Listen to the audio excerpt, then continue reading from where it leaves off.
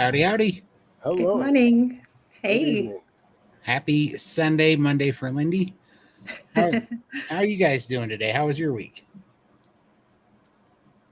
My week was good. I had a good week. Doing a walking workout challenge with Midlife Carnivore Lynn, and I'm really enjoying that. It's just following this little YouTube channel called Get Fit with Rick. And we every morning I get up and do a little like a workout challenge.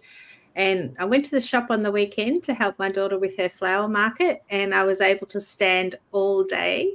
I think I only sat down once. And normally I have to sit down every 5 minutes because I get a sore back, but it's really working. I'm strengthening my back, feeling amazing, being able to do a lot more. So it's been a great non-scale victory to actually stand up and help her out at the shop. So yeah, I'm happy. That's awesome. Yep, feeling the carnivore stamina. Yeah, it's working. Yeah. So how about you, Michael? Eh, it was just another week for me. I just been dealing with some swelling in my legs, so I just took it easy this week. Yeah, we were Nice.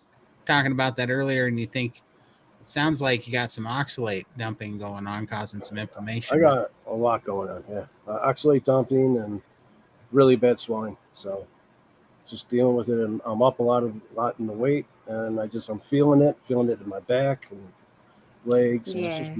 I'm just tired of it. Yeah, man, I know it was 12 or 13 months before I got my first oxalate dump. And then when I did, you get kind of hit with or at least I did, I got hit with a bout of inflammation and Yeah. fought some swelling and fluid retention for several weeks and rashes on my legs. And I had crystals coming out of my eyes, oxalate crystals coming out of my eyes and out of my pores on my head. It was itchy. Man, it sucked. It was no fun. Yeah. It's no fun. Yeah. It was about a year into it for me, and I had like really big rashes under my armpits, really itchy, inflamed, and red. Um, yeah, it just felt terrible. And then it just goes, and it's like, where'd that come from? Yeah. Yeah, and I had no idea about oxalates at the time, so I'm like, what's going on here? But yeah, and never again. It must Nope. all be out. It's good. I still do some oxalate dumping for sure, but it's mild compared to the first case we had. Hey, Dr. Phil's in the house. There he Hi, is. Dr. Phil. Yay. Yeah, I don't know, I had a busy week. It was pretty fun working on. I had the garage about 3/4 cleaned out, so I'm working on turning that into a gym to make things easier to work out. And today at 1:30, I broke a 7-day fast, so I'm Oh, well done. thank you. Easing into that, hoping not to have any potty issues here in the coming future. Because anything over 4 or 5 days, and I end up having some close, having a touchy stomach for sure. So, let's see here. Doing that, I got a brisket on the smoker, which reminds me, if you see me pause for a minute, it's at what is it at? It's at 152 degrees right now. When it gets to 165 degrees, I got to go wrap it, put it back on the smoker. So should we all start hop in the car and come over for dinner or? You should. I would recommend it. It's a little bit of a drive, but it's worth it. I finally got that figured out. In fact, today in the SBG and Chewing the Fat meeting, somebody was asking, Charlie actually was asking about the elevation and how it affects temperature, and it definitely does because my first brisket, my first chuck roast, I turned them both into fossil fuel because I disintegrated them, and it was a little bit of a Uh, problem. And it was because what I found out is basically I was overcooking them by about 9 degrees internal temperature, 8.8 degrees to be exact, too much because of the elevation where we're at. So yeah, it was crazy. yeah. But Interesting. yeah, let's see, Willie. I do it in butcher paper, so a non-wax butcher paper because I try to hold a little bit of it in, keep the direct dry air off of it. But I also want some of the steam to release and not turn the bark that I've spent the last 8 hours making soft. So I always do it in paper. Um, Foil's a little more forgiving as far as keeping the moisture in, but I do really like that brisket bark. It's kind of kind of like your trophy for smoking it for a long time. Low and slow is that mark. So this is the way. You know your brisket, sir. You know your brisket. But yes, sir. But you know what's funny is, right? Like before I started smoking brisket, all the people in the know, all the YouTube videos, all the folks from down south, they all say, you know, smoke it, or smoke it to an internal temperature of 203 degrees. Well, I did that here, and it just decimated. I had to bury it in the backyard and say a prayer over it because it was a dead piece of meat. And it was because at sea level, or down south where most of you guys are, water boils at about 212 degrees, where here where I'm at almost 5,000 feet in elevation, water boils at 202.8 degrees. So I was way overcooking those briskets at 203 degrees. And so I had to back it off. And now I shoot for an internal temperature of about 195, 196, right in that ballpark. And it's doing better now for sure. I'll have to try another brisket. I just did another Scotch roast, and it's so good. It lasts us for quite a few days, almost a week, and it feeds my husband and I for lunch and dinner all week. So $100 for a nice big roast, but we would spend $100 one night in takeout, and that's feeding us for a whole week. It is super cheap. So people sort of like, oh, $100 for that. I'm like, yeah, but when that's all we eat. We might have a few eggs with it here or there, but it's super cheap. It is. It really is affordable, and that's what I mean. You guys remember the brisket that I cooked last week? Now I fasted all week, so I wasn't eating, but I fed Mom for the whole week with that brisket, and there's still half of it left that I'm going to end up feeding to Cosette. And now this week I'm going to be eating on this brisket and a little bit of hamburger. But I mean, basically, same thing. About $120 worth of beef is going to feed us all week because of that. And I do love smoking on Sunday because then it's meal prepped for the whole week. I just mix it up. Yeah. Super. The smoke has been a game changer for us. I'm absolutely loving it. And then it's really nice just to have, shave off strips and have it cold. Or if I want something warm, I can just throw the strips into an air fryer, make them all crispy, and then just dip them in tallow. And that's really nice as well. Yeah. Oh, here. Phil wants to know what a Scotch roast is, Lindy. It's like your prime rib. I just went into our meat butcher and I was taking photos, everything, and sending them to Todd and saying, is this a prime rib? Because we don't have prime rib. I have no idea what that is. And it's apparently our Scotch fillet steak is a prime rib for you guys. Yeah. So. And then, yes, Todd, we are about 7,000 feet, and it's hard to find recipes to work for this elevation in Utah. Absolutely. And so what I've been doing is, I found an app that'll tell you what temperature water boils at your elevation. So I plug in my elevation, and I check the temperature differential between sea level boiling point and then my elevation of boiling point, and then I subtract that temperature. So most of the barbecue comes from down south, which is pretty close to sea level, give or take, a degree or two of boiling point. So I take that and then I deduct my boiling point, whatever that is, which mine is mine's 7.2 degrees less. So I have to subtract 7.2 degrees from most of the recipes, and that gives me a good benchmark to start on. And then I add a degree or two, add or subtract a degree or two to get it right. And I'm getting it narrowed in. It's a lot better now, for sure. I haven't had to bury any more meat in the backyard, so we're doing all right. You can always feed it to that little basset hound who keeps nicking your meat. Yeah, exactly, Phil. Yep. So being that water boils at 7.8 degrees or 7.2 degrees sooner at my elevation, I have to adjust it down by 7.2 degrees from those sea level temperatures, and that's working fantastically right now, actually. Let's see. We had a couple starred comments here. Down 160 pounds from 375, starting carnivore for the next 50. Congratulations, Tony. Wow. That's incredible. Awesome job. Very good work. Let's see.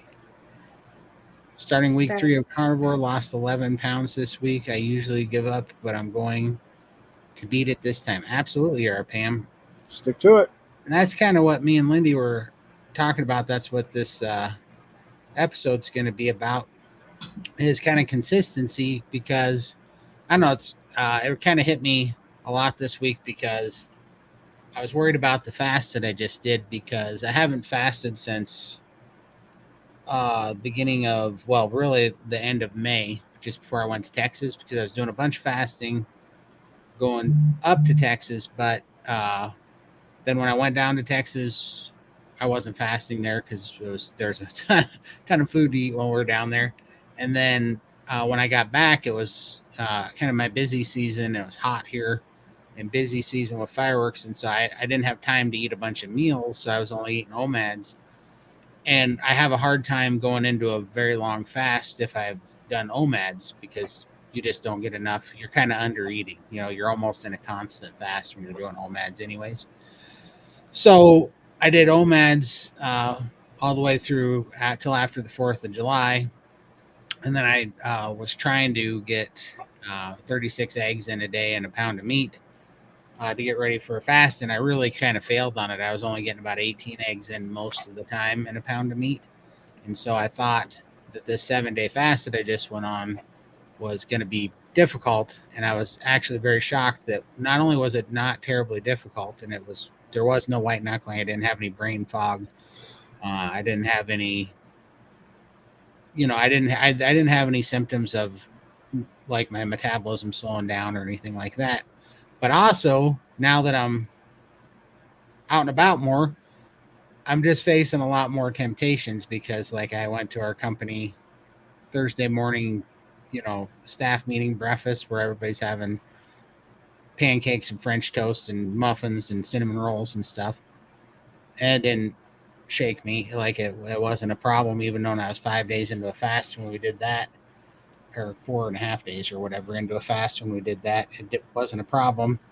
And then I had to cook for my mom the whole time. So I'm making mom brisket and, brisket and eggs and all sorts of food that I would normally be eating, and it didn't bother me. And I was like, well, this is why this carnivore is worth $1 million, because the food addiction part is over. Like the battle really is won. It's just a matter of time now, because I don't, there's no addiction anymore.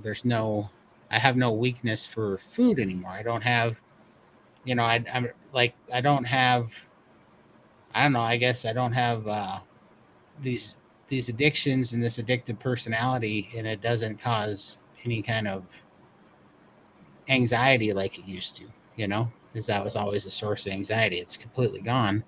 And I wanted to talk about that. Why is that on Carnivore? And what that is, that is your off switch you talk about, Lindy, but like, what is it exactly? Because it's quite incredible to me, What are your guys' thoughts? Do you want me to go next? It looks like you're going to talk. I don't know. I thought that I never had an off switch, so I definitely thought I was broken. Found Carnivore, found that off switch that I didn't think existed. And I thought, okay, I've beat it. That's it. But I'm 2.5 years in. I had my birthday and I did go off plan for my birthday. I thought, I'm strong now. I can go off plan, have a bit of a treat. I've got an off switch now, so I can, moderate like everybody else. That's not possible. I think, and we've said it before, once an addict, always an addict. And then we thought, no, that's not true.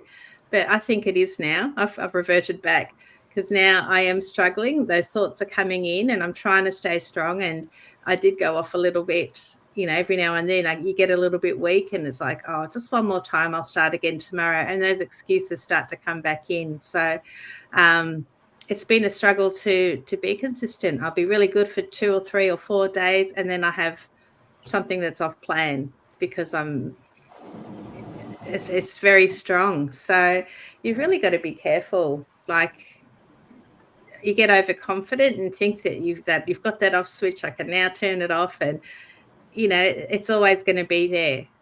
And, Yeah. I'm going to beat it. I'm going to beat it again. And I've been really good for the last, I think, 4 days now. So I'm going to get to this point where those noises in my head are going to go. The cravings, the carb monster, whatever you want to call it, it will go and I will beat it. But that one cheat meal can really throw you off. Yeah. It just happened to me 2.5 years into my journey. So, be really careful with that. It bit me this time. So, and it's such a good lesson too, and it's a good example, because that's why, I say it quite often, but when people say stuff like, are you going to have, are you going to splurge for your birthday? Are you going to have a cheat meal for Christmas or whatever? Man, I don't, I think Michaela Peterson said it. She goes, cheating has a connotation of quick gain and getting ahead. And she goes, actually, with diet, there's no getting ahead when you do that. When you indulge in something that's so addictive and so destructive for you, cheating on a test means that you get a grade you didn't deserve, but you get a hand up. And it's like, that doesn't happen when you're eating addictive foods, like it can really throw you into a spiral. And then knowing that there's companies that are making these things so addictive on purpose, and at the expense of the health and quality of life of the citizens and the people of this, of all of our countries. I just don't want to help them. Like, I'm so mad. Like, I no longer think it's my birthday. I'm going to have some meth, and I'm going to, empower my enemies to attack me and to make me a slave to this crap anymore. Like, I don't know. I look at it now, and if I do get any kind of inkling of a craving or an old thought, I don't know, something just wells up inside me that is just pissed about it.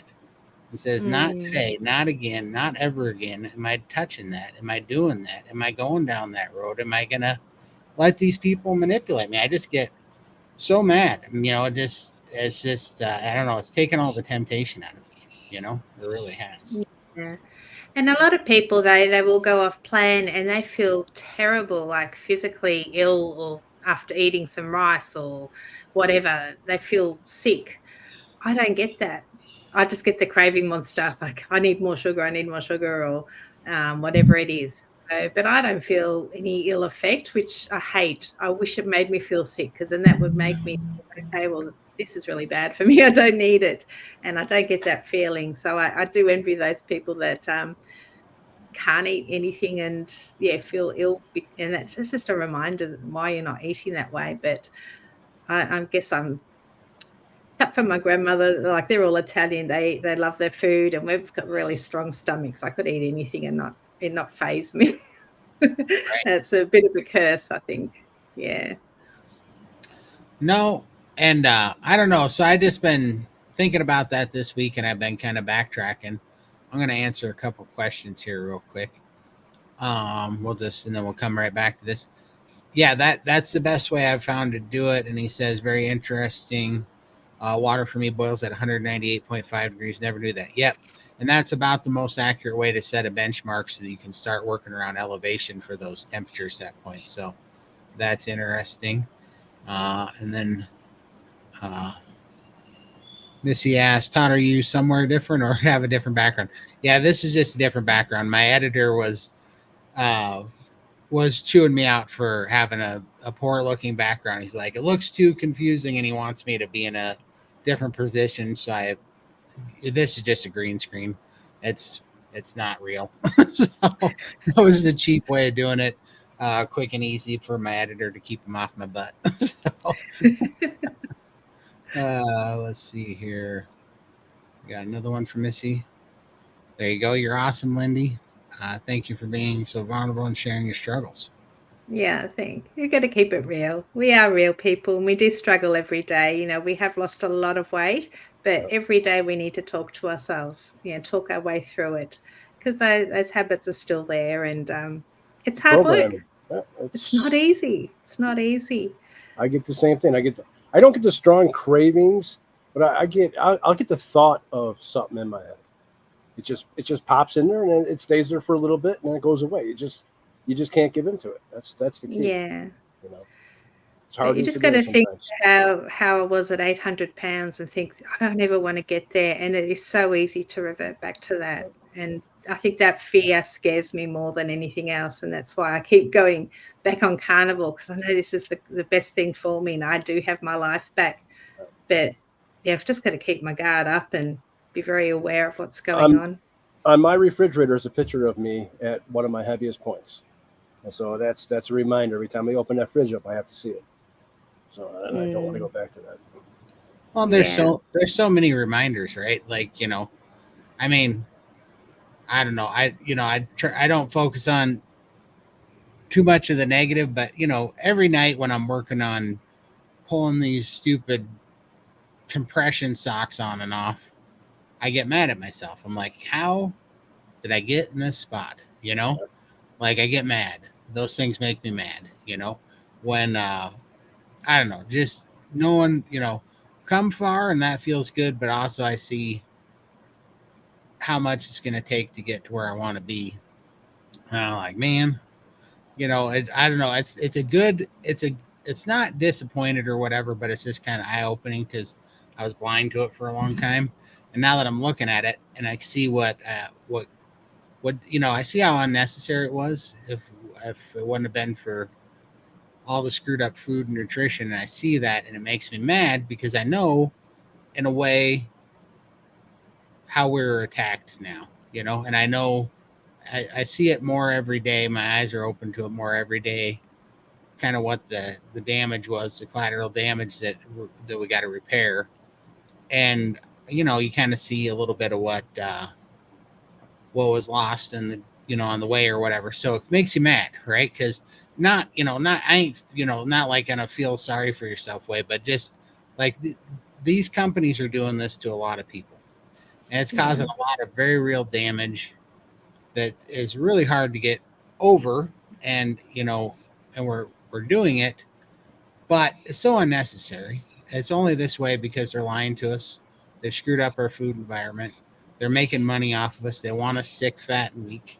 Yep. And that's the biggest thing why I just don't have any leeway in me anymore, because it's so, I'm just I don't know, maybe I'm tainted, but there's just no cutesy playing around. Like, it's very black and white to me now that stuff is the enemy, and it's my most rival enemy.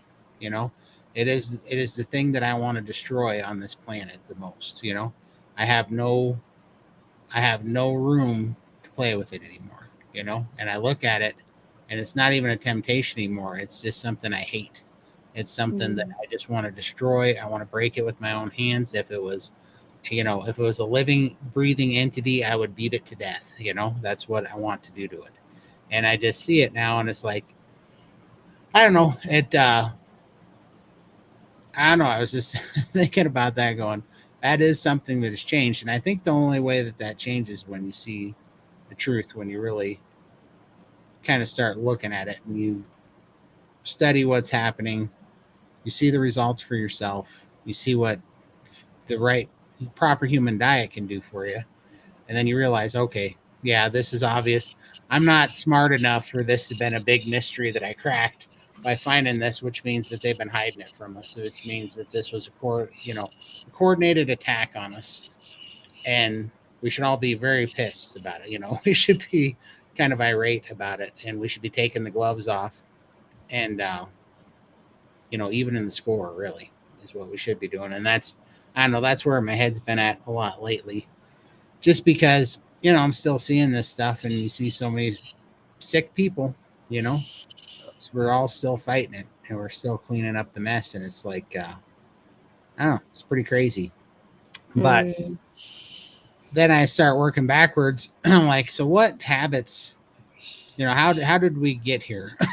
You know, how did we find our way out of that? And I love Jordan Peterson's thing, because I was one of his talks that he did about humbling yourself to get on your knees and start making a change that you can manage. And I think that's so true because it is very humbling. I think back on it, and when I was stuck in a chair peeing in a 5-gallon bucket in my living room because I couldn't make it to the bathroom, I had to make any kind of change that I could manage, which wasn't very much. And it's, that's why you get so depressed and suicidal, because you're so, you're at your lowest point. You don't even feel human. And when you're looking at that, that's what Jordan Peterson's saying. He goes, if you can manage the strength to humble yourself, to take yourself to a low enough level to make the smallest of changes that you can consistently do, you can work your way out of it, And I think that that's so true. A lot of us, the changes we want to make, because, if you think back to all the standard American diets that we went on, they're always something big, right? Like, I'm going to work out and I'm going to not eat this, and I'm going to have, 1,200 calories for the next 9 months, and I'm going to lose 200 pounds in 9 months, and I'm going to work out and do the 75 hard and all this stuff, And that was always these big lofty goals, and we always just collapsed under the pressure because we couldn't do it. When really we should have just started by, even, Jordan Peterson would even tell you, just start by watching one YouTube video for 15 minutes and then implementing one thing out of that video for 1 minute out of the day and see if you could do it. Or even think about how you would implement it for 1 minute, like, no matter how small it is, reach down and try to touch your toes from the chair or something. See if you can get to your shin. He starts there. And, but most of us won't do that because we think, oh, that won't help. But it does, it does. It absolutely does. And I look back and go, how fast did this happen? I'm down 300 pounds in 20 months, It's awesome. Well, yeah. And the thing is that the 20 months is going to go by whether I did something to help myself or hurt myself, That's right. And I was either going to be in a worse spot or a better spot. And, nothing's static. You don't stay the same. You don't get to pick a neutral ground. You're either getting better or you're getting worse. There's nothing neutral. And for the longest time, all the things that I tried to pick and do were so extreme because I wouldn't humble myself until I got humbled by being so sick that I didn't have a choice. And I had to get on my knees and pray to God and be humble and come out of it. And then look how fast it happened, because those compounding changes over 20 months, that is the key, and it is. My dad told me about, the compounding penny, where you say, I want you to work for me this month and I'll pay you $3,000 for the month, or you can take a penny on the first day and I'll double it every day for 30 days. Which one would you take? And, of course, it's like $1 million by the time you double a penny 30 times, and it's crazy, but that's kind of how these small things work, like, there's always that, that adage about, a dripping water will eat through a sidewalk, will drill a hole through the sidewalk. Well, kind of, but it takes forever. I never liked that adage because I was like, yeah, but that took like 10 years. But it's not that. It's not that same thing. It's compounding, because the little changes you make that improve your life, you become more active, and you build a muscle that makes you more efficient at doing more things that improve your life and your situation every day. And you become really good at becoming efficient at making changes that you can actually consistently stick to that make a change. And it's crazy how big they get, Yeah. For me, I had to identify when I was eating, and I'd wake up in the morning and I didn't eat hardly at all through the day. For one, I was too heavy. Like, I couldn't, it was such a chore to get up and even think about cooking food or do anything. So I'd literally be fasting all day. It was nighttime that was my issue. Husband would be home, my girls would be home, and that's when we order takeout, and then you have treats and things like that, and it was just everything was eaten at night, all in one hit, just before bed. So it was a matter of changing my habits. You know, you have your dinner, but we don't need the snacks. So what do? I had to get an iPad, and I've now downloaded a colouring app, and I keep my hands and my mind busy while the TV's on. I'm colouring in, so I'm not thinking about food. I'm keeping my mind busy. That was how I broke having the snacks and things afterwards, and then just changing to having meat. Thankfully, I was really lucky. My husband eats meat with me at night as well, so he has a carnivore meal. What he does through the day, that's his business. I don't, he's not completely carnivore, but that's okay. It's not in the house, and so he does what he likes through the day. At night time, we eat together and we eat the same thing. So that was a really big help for me as well, and a great support that we were eating the same way. My girls, they look after themselves. They cook their own food. I don't have to worry about them. They're old enough, so that worked out well. But even to this day, I still need that iPad at nighttime.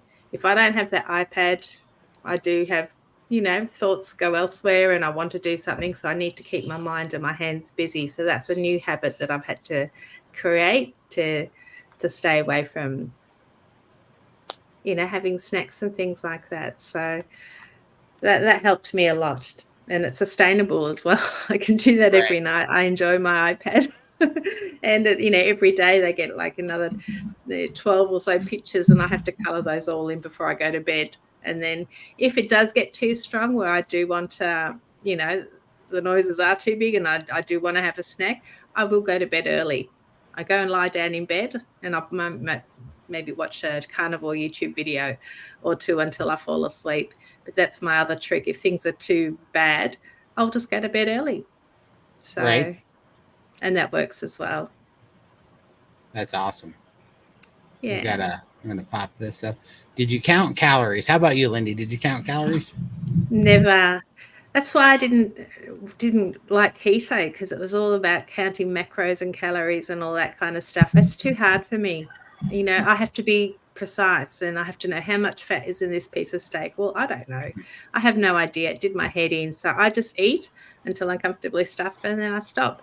And if I eat beef, I can stay sustained a lot longer. If I have anything else like eggs or fish, I seem to be hungry a lot earlier. So I do prioritize my beef, because I don't want to be eating 2 or 3 or 4 meals a day. So no calories for me.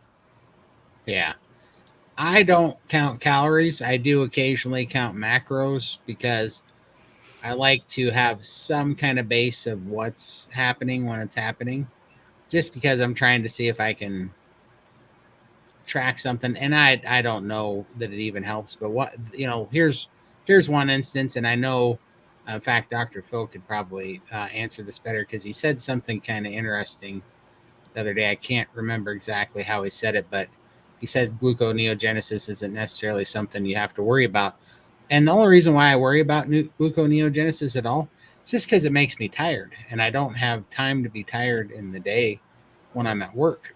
And so, like, just one quick anecdotal thing for me that helps is to know that if I eat over 65 grams of protein in basically one sitting, I'm going to get sleepy. I'm going to have some sort of blood sugar spike, and it makes me tired. It makes me want to take a nap. It kind of ruins me for like an hour. I get tired.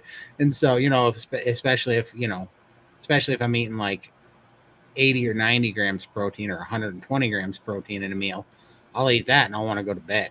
I'll like at 35 minutes later, I'll want to take a nap. So every once in a while, I'll just look, just so I know what 65 grams of protein of egg yolks look like, and what 65 grams of protein of ribeye looks like. And then also, when I was first struggling on fasting, I realized I needed more fat at the time. So I was eating a 2-to-1 fat to protein ratio. So I would measure some macros so that I could see what that looked like just visually. But now I don't really have to do it, because I know where that's at now. So, and I literally just do that so I don't feel like being sleepy. So that's, and I have now that I'm lifting and working out, I have an idea of protein intake that I want to maintain because I want to try to build muscle and build a frame as I'm taking off this weight, you know. So I'm also trying to hit certain protein macros. So Do you count, Michael? No, I don't. Yeah. That was one thing I always hated about diets was counting the calories and all that stuff. Yeah. I just like to eat and then stop. I don't want my focus to be on food at all. It's more about living my life. So, yeah, I just eat and forget about it. for sure. Let's see. Todd, is it possible that holding on to anger is holding you back? 100% possible, Phil. 100%. I don't know. You know, it's not that. I mean, I'm sure it is a little bit for sure, but it's not that I'm super angry at myself or whatever. I just look at the situation of the stuff that is in. You know, like for instance, had a kind of a I don't know rough week last week or whatever because uh, my dad was a Marine and he stayed at the Camp Lejeune housing, and there's Camp Lejeune lawsuit going on right now, and uh, because they poisoned the water with rocket fuel, they dumped aviation fuel in the ground, got in the water, and everybody that was on that base and in that housing. My dad, I think Camp Lejeune was actually an army base, but my dad was a Marine, so he wasn't stationed at the base, but he stayed in the housing, the base housing when he was there, and that's where he got poisoned from it. And anyhow, the two main things that gives you is Parkinson's and uh, leukemia. And my dad died of leukemia, and my mom has Parkinson's. So when I was putting that stuff out there, they were dealing with lawyers. They wanted any kind of pictures that showed pain and suffering and whatever. So my sister sent me all these pictures of when Dad was covered in just head to toe in sores from the chemotherapy. Leukemia. Yeah, from the chemo for the leukemia. And he had a sore on every square inch of his body, and he was wasting away. And I just look at that stuff and just the state of, you know, and because I know that was from the rocket fuel, but also Dad had diabetes for forever, and he took insulin for forever, and he was on, I don't know, stage 3 dialysis or whatever for forever. And I just look at that and I think Dad would have been a lot better off if he was on Carnivore, and he might have really turned it around, if he would have been on Carnivore. And so I don't, it is the state of the world that is what it is, but also when you see, that it's just kind of an attack that's, it's all, in my opinion, it's all just evil. It's all just Satan. We got to put it in God's hands. But I don't know. I don't know. It's almost like I don't know. I don't know that there's such thing as a righteous anger, but I mean, there is, like if you look at David and Goliath, David was definitely mad at, Goliath. And I feel like I'm mad at this weapon that's being used against us all. It's really, I don't know. It's something to aim at, to try to shine light on and kind of destroy. And for sure, there's parts of it that I shouldn't be getting mad about, but I just, I don't know. It just feels senseless. It feels so senseless because, it's just so much loss of life and loss of quality of life and pain that goes on, that's going on for nothing. There's no good reason that it's going on. It's just greed and these senseless attacks on us and being deceived, and it's all just evil because we're in a fallen world and it's just all evil. But it's I don't know. Look at Dr. Nelson's Camp Lejeune, Navy Marine base. I worked at the hospital there. Oh wow. I met you in Texas, Dr. Nelson. It was very nice to meet you. That was awesome. Yes. Yeah, my dad was stationed in the employee housing, and yeah, I guess a bunch of that stuff was caused. It'd be interesting, It's a Navy Marine base. Oh, it's a Navy Marine base. I got you. I worked in the hospital there. I'd love to talk to you sometime about what you think that actually did to everybody, because I'm very curious, because my dad had so many health problems. He was in Marine shape when he got out of the military, and by the time he was 38, he had his first heart attack because that stuff destroyed his arteries, and they don't know if it was Agent Orange or if it was from Camp Lejeune, but he started having heart attacks when he's 38, and he was in Marine shape, so kind of crazy. Let's see here. Today, 17 days in. Last week went to Bible study where they have all sweet cakes, and so on. I can say I passed on that. Excellent. Great job, Awesome. Luana. Yep. Yeah. And isn't that fun too? Because I don't know. I end up really enjoying adding those numbers on. It's like every time you pass on that thing, and every time you go and you come out unscathed, it's like a muscle you're building, and you start to kind of almost enjoy knowing that stuff can't touch you anymore, knowing that you're free from that, because the whole time I was on standard American diets, that stuff was, just an absolute minefield. Going someplace that had cookies and cake and crap everywhere, and going to a place that had whatever food on the menu, that could derail you for 6 months. Just one of those trips could just absolutely derail you. Now to be able to face that not eating for a week and face all of them and not care, it's incredibly freeing. It feels very, very good. So congratulations on that. That gets better and better every time you say no, It does. Yep. I always knew what I needed to eat to be relatively healthy and not overweight, but those pushes got at my metabolic health through medications. Going carnivore woke me up, and I'm angry too. Yeah. For sure. Yeah, yeah, there's just a point to it where you just start going, I just think about, because some of the, well, I don't know, like Chafee's kind of anger, right? Where he's not pulling any punches anymore. He's just calling it what it is, and because that's where I kind of get with it, because it's just like, it's too obvious now. This isn't anecdotal to me anymore. It's very obvious, and the answer was right in front of us, and it was so clear that you go, to what extent was this orchestrated to cause this much trouble when it's so obvious? Because I'm not doing anything special. I'm not brilliant. Right? This is a real simple thing that that I did, that we did, that all of us are doing right now. That's not that complicated, and it's making all the difference. And the only parts of it that have been made complicated is the propaganda against it, saying not to do it. Is all the propaganda saying that cholesterol is killing you and red meat causes cancer and all this nonsense. What's the only, it's just the propaganda that made it hard.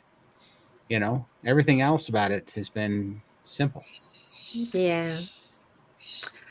Hi, Dr. Phil. I have to let go of weight obsession and just focus on the healing. As we heal, our body finds the weight we are designed to carry. In the last month, I dropped 10 pounds that I did not expect. Yeah, I don't focus on the scales. Like I do weigh myself every day, and it goes up and down every day because of the fluid, lymphedema and stuff. It just, you just can't focus on the scale, the number on the scale. Yeah. But definitely on the healing. Oh, for sure. Yeah, 100%. And that is the game changer, right? And yeah, I should throw away my scale too, because I still get annoyed because of the lymphedema stuff. I just on this fast, I dropped 21 pounds. Sure, that's great. But you know what? I'm going to gain 15 of it back this week by the time I get done eating food again and drinking water correctly again. I'm going to gain 15 plus back this week. So who knows what the net gain is, but I'm not doing the fast for the weight loss, really, because the weight loss is going to come and go. I'm doing the fast because I see real improvements in my lymphatic system and my lower limbs every time that I do it. I see circulation improvements in my lower limbs every time I do You it. feel better too. Feel better, and also it is the ultimate cure to any kind of palate fatigue of any kind of carnivore foods. Like when if you start having cravings, it's likely because you're tired of what you're eating. And if you're tired of what you're eating, go ahead and fast, and you won't be tired of what you're eating anymore. You fast, Yeah. especially for any extended period of time, and eggs and beef are going Everything to taste tastes great. Yep. ooh like Yeah. $1 million. You know. Yep. If you have a meat aversion, fasting's good for that. So For sure. yeah, that steak will look pretty good at the end of it. It is the absolute cure to any kind of a meat aversion or palate fatigue. That's for certain. So, Yeah. so absolutely. And I know, and I still do get annoyed with the weight sometimes, because I don't know. I have to put it in perspective because our heads are, I don't know, we're so good at being, I don't know, our biggest critics. But, on one hand, I've lost 300 pounds, which is amazing and great and more than I would ever expected in 20 months, But on the other Yeah. hand, I'm still 400 pounds. I'm still in the 400s. And I'm like, I haven't been eating nothing but egg yolks, beef, and water. How can this be? But it's just because I started at such an extreme and I've been this way for so long. That's just the way it is. And I have a lot of healing to do. And I know that it just messes with your head a little bit. And then, I have to get on myself about putting things in the right perspective because it's it's kind of silly, right? But Yeah. I don't know, it's hard to beat your own head sometimes, right? Another great example though, last year in winter you had stalled, and we were doing videos throughout, and 6 months later we compared two of the videos from 6 months when you were stalled and you were like tiny, like your composition had changed. Even though the scale didn't move, you were shrinking. For sure. And we just don't, it's that number on the scale that you're focused on, but things were happening physically, and it wasn't until we put those two photos together, the two streams, that we actually saw there was a huge change. So we did the same thing, Lindy, and we saw the change in just a few months' time. Yeah. And you don't see it, like I don't see it when I look at myself every week. I look the ourselves, same. Yeah, we see ourselves daily. For sure. The scale just likes to play games with your head all the time. Like today, I got on the scale today. I haven't weighed myself in months. Got on the scale today, and I'm up 46 pounds. Wow. Okay, it sucks. It's devastating to see that number on the scale again, especially when it was gone. You didn't think you'd ever see that number again, and you get on and you're up 46 pounds. I know it's all fluid in my legs. Right. Yeah. Okay, and I can feel it. And I was, trying to even stay off my legs as much as I could this week. So I know it was even more, but it's devastating. It sucks. So the scale is nice to know where you're at, but it's also devastating to get on it and to see a big change. And it breaks your heart. For sure. I'm thinking of selling dartboards with Rockefeller, Kellogg keys, and a few others at the center. I knew this is going to cause harm, and they didn't care. Well, they didn't care, and I think even some of it was on purpose. I think there's a big part to meant to cause harm, because weakening citizens is a really good way to control people.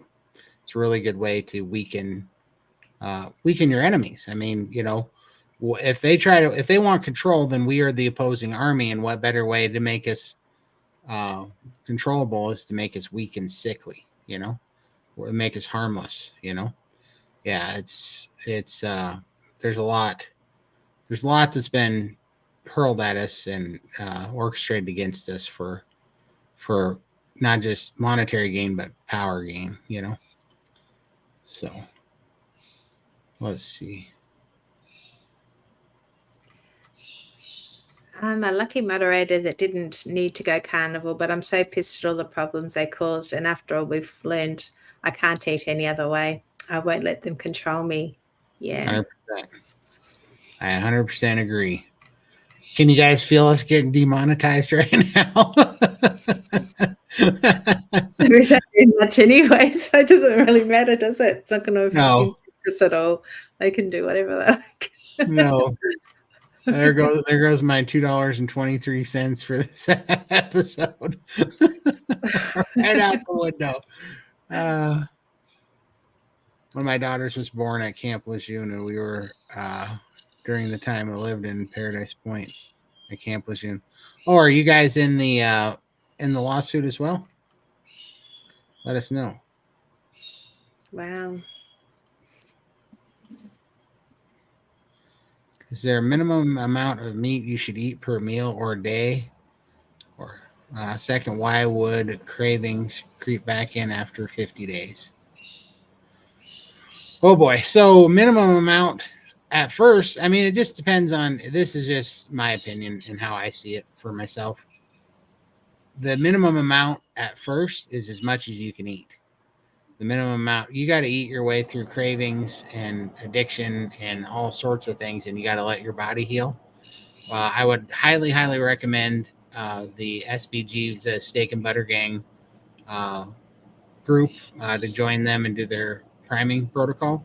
But yeah, I mean, it's really just intuitive. But you even have to prime to get your appetite up, so that your body will start to heal and get your metabolic rate up, your metabolism up, and then you kind of have to assess it from there. I mean, I was so screwed up that I did OMADs for 9 months. Really hurt my metabolism doing OMADs, and I had to prime, and I went from eating, like, I think I was down to 1,450 calories at one point a day, but I was right around 1,700 for a good while. And I went from doing that, like less than a pound of meat a day, once a day, to eating 7 pounds of meat a day. And that's when everything healed up, So you got to heal through it first. And I would say after 50 days, the cravings are coming back in, because you're either introducing something that's bringing it in, but most likely you're under eating. Cravings usually come in from under eating. What do you think, Lindy? Yeah, do you have sweeteners? Do you have dairy, cream, things like that? They trigger me. And yeah, is something slipping in that you're not aware of? Like occasionally, if there's spices that have some sugars in there, anything, vegetables that can make me crave as well. They turn the cravings on. So just finding out if there's anything slipping in that you're not aware of. But definitely, yeah, just make sure you eat enough. If you're hungry, make sure that that food is going to be meat. If you're craving something else, are you really hungry? Or is it just that you're bored? Is it habit that you just want to eat at that time? Maybe try and go for a walk around the block, or grab an iPad and do the colouring app that I do. Try and trick your mind and change that habit to break that habit. There's a reason why you've got that craving, whether it's because something's triggered it or it's because you're bored. So you need to work out what it is. If the steak isn't looking good, then chances are you're not hungry. It is a habit that you need to break. Have a bath, brush your teeth, anything that will just get you away from the fridge and not thinking about that food. The things I'm trying to doing right now. All the tricks are there. They're all in my tool belt. I just got to whip them out. On that, so I don't talk about exercise or stuff too much, because I hate for people to think that I lost this weight by exercise, because I did not. No. It's just a beautiful bonus of how healing carnivore and priming is that I'm able to exercise now, and not only am I able to exercise, but my body wants it. It craves the movement. And I'm not saying that exercise has ever been bad. It's just that this show is kind of crafted toward people that were in our situation, And if I saw me right now touting how I lost 300 pounds and then started talking about exercise, I would turn the channel, because back then I couldn't breathe. I couldn't get, it wasn't on the table. So, and I would never, the message here is not that exercise is the way to lose weight, but carnivore and priming is the way to heal your body enough to where all of a sudden exercise can be fun. In fact, it's only been in the last few weeks that I finally got to a point where exercise is enjoyable, and I actually look forward to it. My body's kind of craving it. And I was like, this is why Joe Rogan and people say some ignorant crap is because this is the only side of this coin they've ever felt. And so they're like, Yes. just get moving, just do this, and just work through it and eat less, and can't be lazy, you gotta hit it. They've never felt constantly dead. They don't know what it's like to not have a metabolic system, or have serious metabolic disease, and to just be sick and not be able to breathe and not be able to function. They've never seen that side of the coin. They've never felt it. So Yeah. I get a little bit where they're coming from, but on that point, what I was saying is one of the reasons that my fasting was so easy this time was because this is the first time where I had other activities to do, and there's something about when I would go out and do my exercises that it would actually take your mind off it, and it would give you kind of a different endorphin fix in a way through the exercise, and it would take away.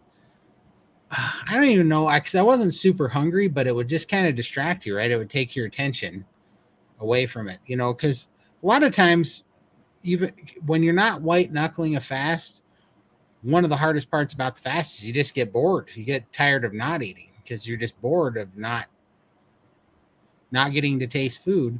So it is fun, which, of course, is pretty obvious when you think about it, because, a lot of this is what I've talked about through carnivore. If you're going to take something away, you can't leave a void. You got to fill it with something, right? You got to have a purpose for that space.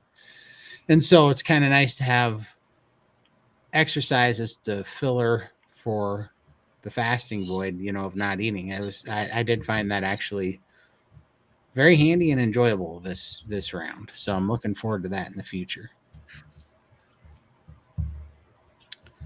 At Todd, I feel you. Condolences to your parents, by the way. It's all by design. I 100% agree. It's definitely by design. Definitely by design. There's dark forces at play, but I think ultimately it's just evil that is designing this. I think that's the ultimate designer there. You see so many what ifs around us. All our parents and loved ones could have lived longer, healthier lives. It's so sad that they did this to us all.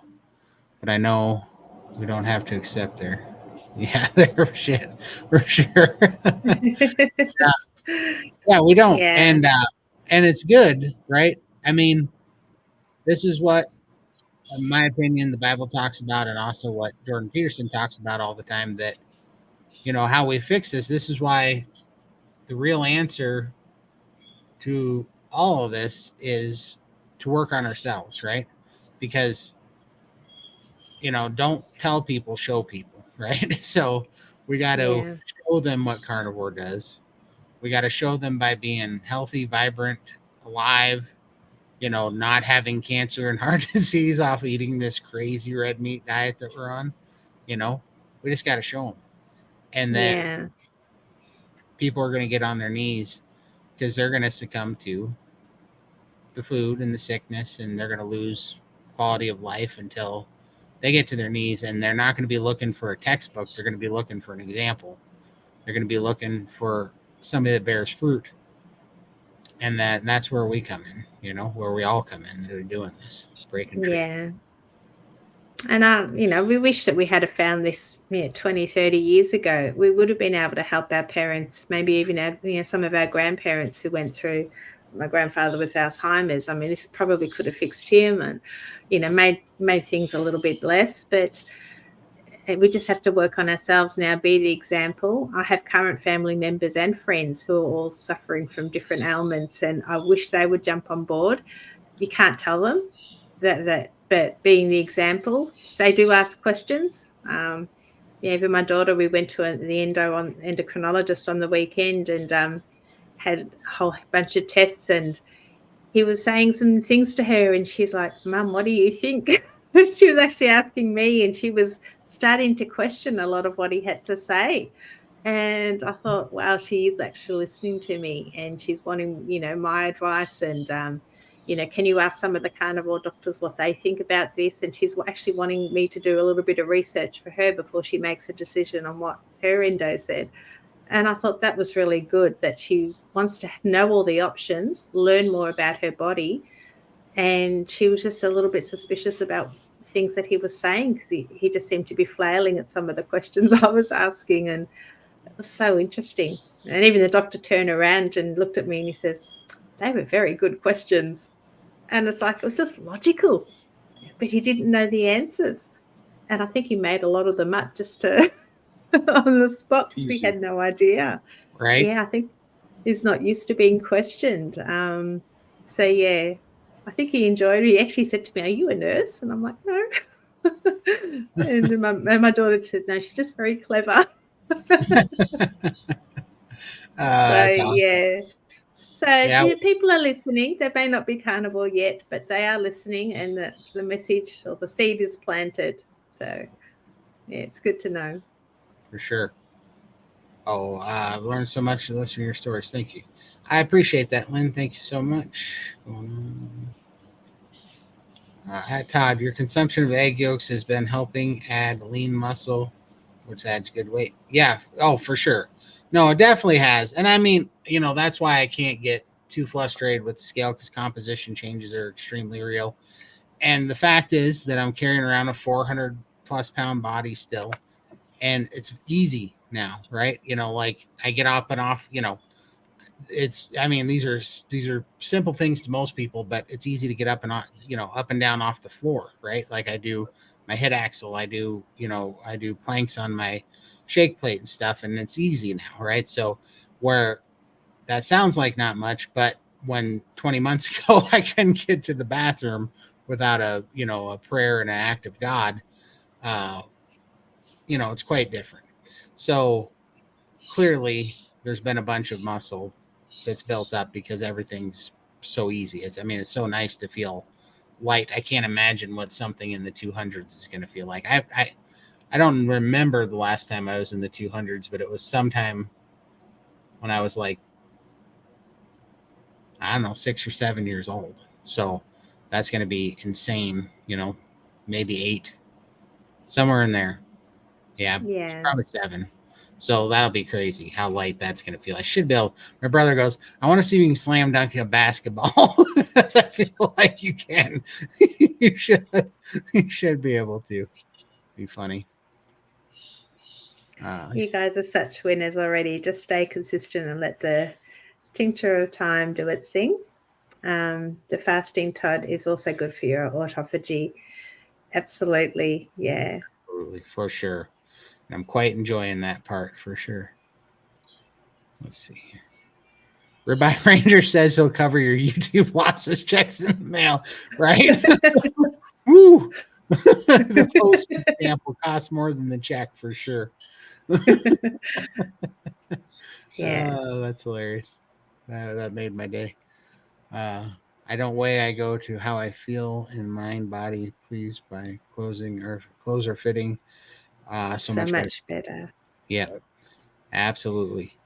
100%. Scale doesn't tell you everything you need to know. No. In Steak and Butter Gang, do you have to do the fasting? Absolutely not. I'm not a faster. I can't fast. I find it restriction just causes more me wanting the food. So there's no need to fast. It is part of their protocol if you wish to do it. But no, I could just go along to the meetings, to the NSV meetings where you just hear about what people are doing, their non-scale victories.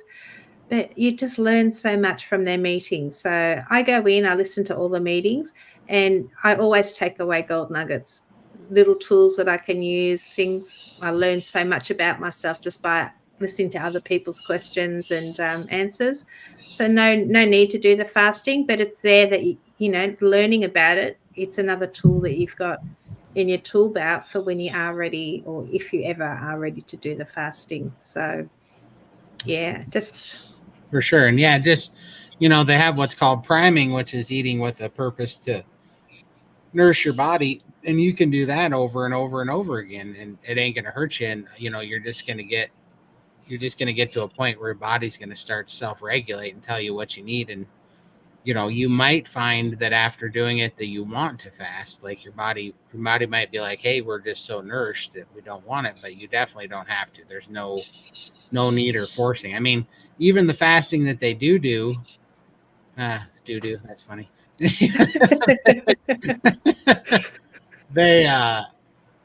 They talk about no white knuckle fasting. Like if it's hard and you're struggling, you shouldn't be You're not doing ready it for it. anyways. Yep. Yeah. No, you're not ready. Yeah. But you did tend to undereat on carnivore. Like I'm like a one OMAD, and that tanks your metabolism. So then if you do like a mini prime, which will be like a 2 or 3 day where you just have 3 meals a day, and then you can go back to how you normally eat. But that 3 days will ramp up your metabolism, so you start burning fat again.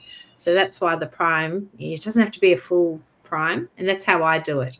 I tend to just undereat over time. Everything stops, the scale stops moving, my metabolism is tanked.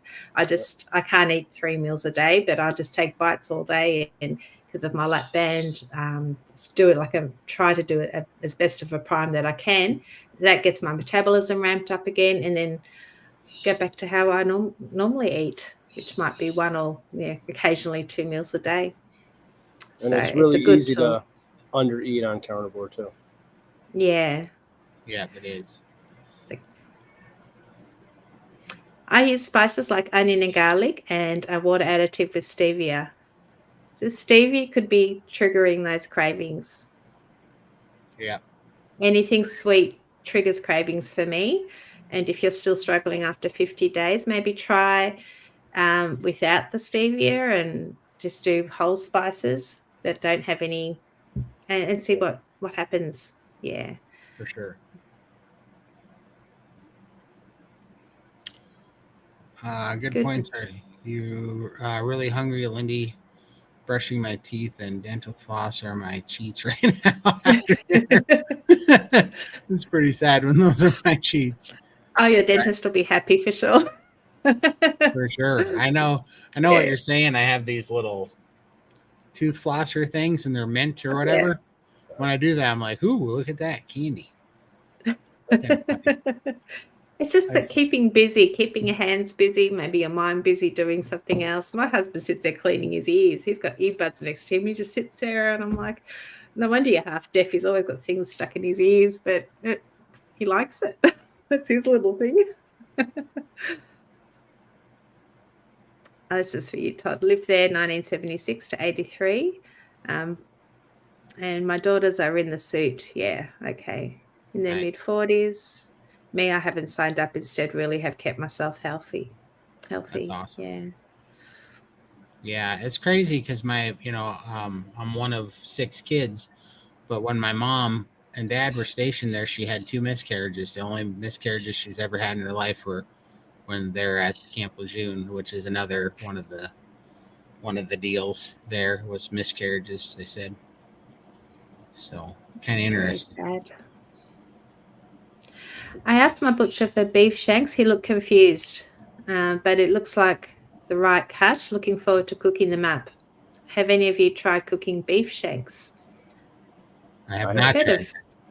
Heard of lamb shanks. I haven't seen beef shanks ever. Would you do them in the slow cooker maybe? I think that's how you do your lamb ones, isn't it? Yeah, that'd be interesting. I'll have to try it. I've never tried a beef shank. Sounds good.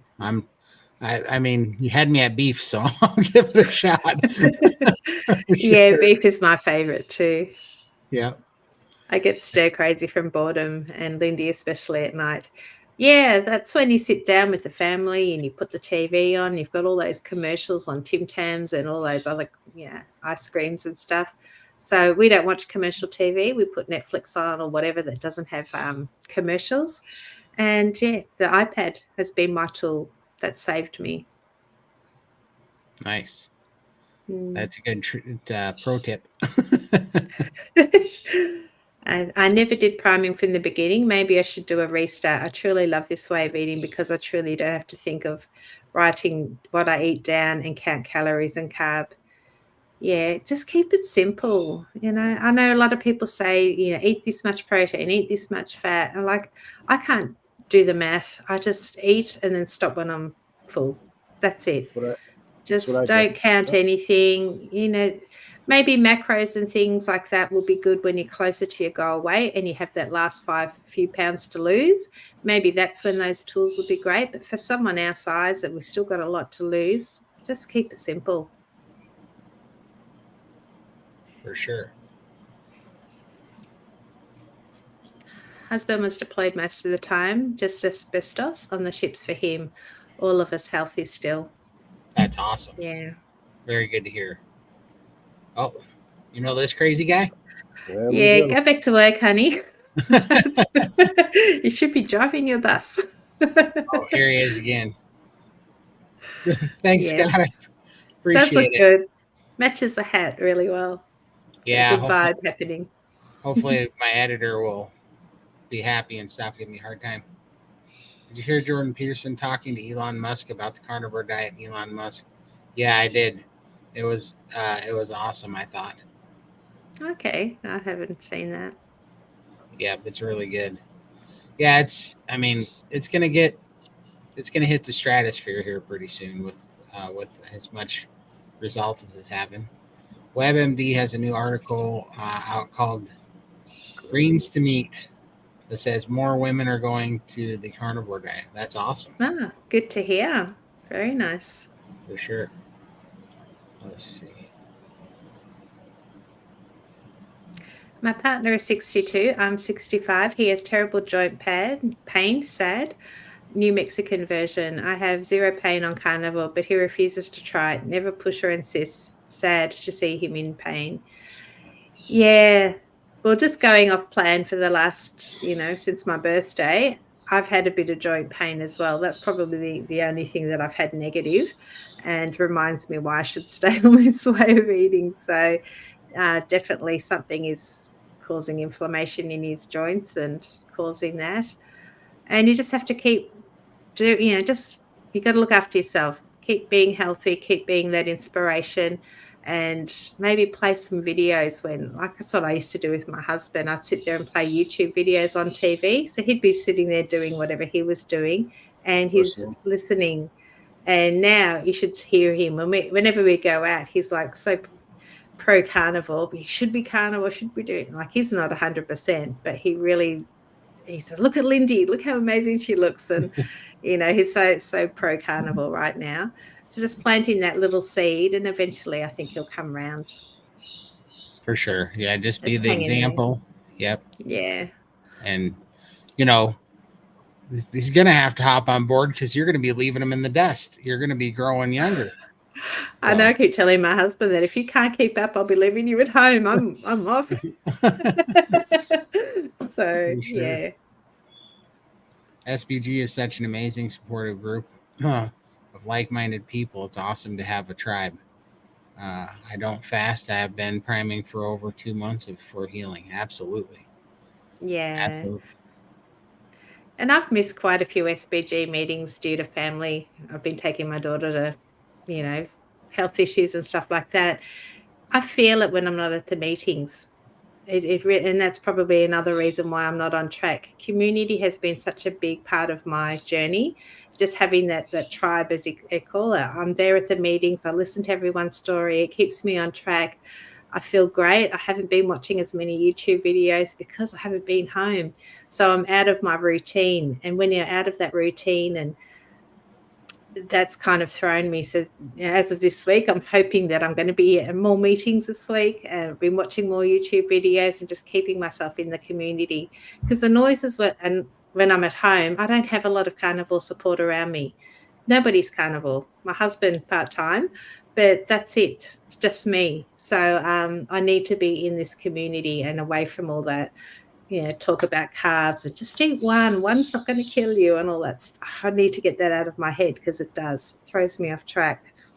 So community is very important for a lot of people.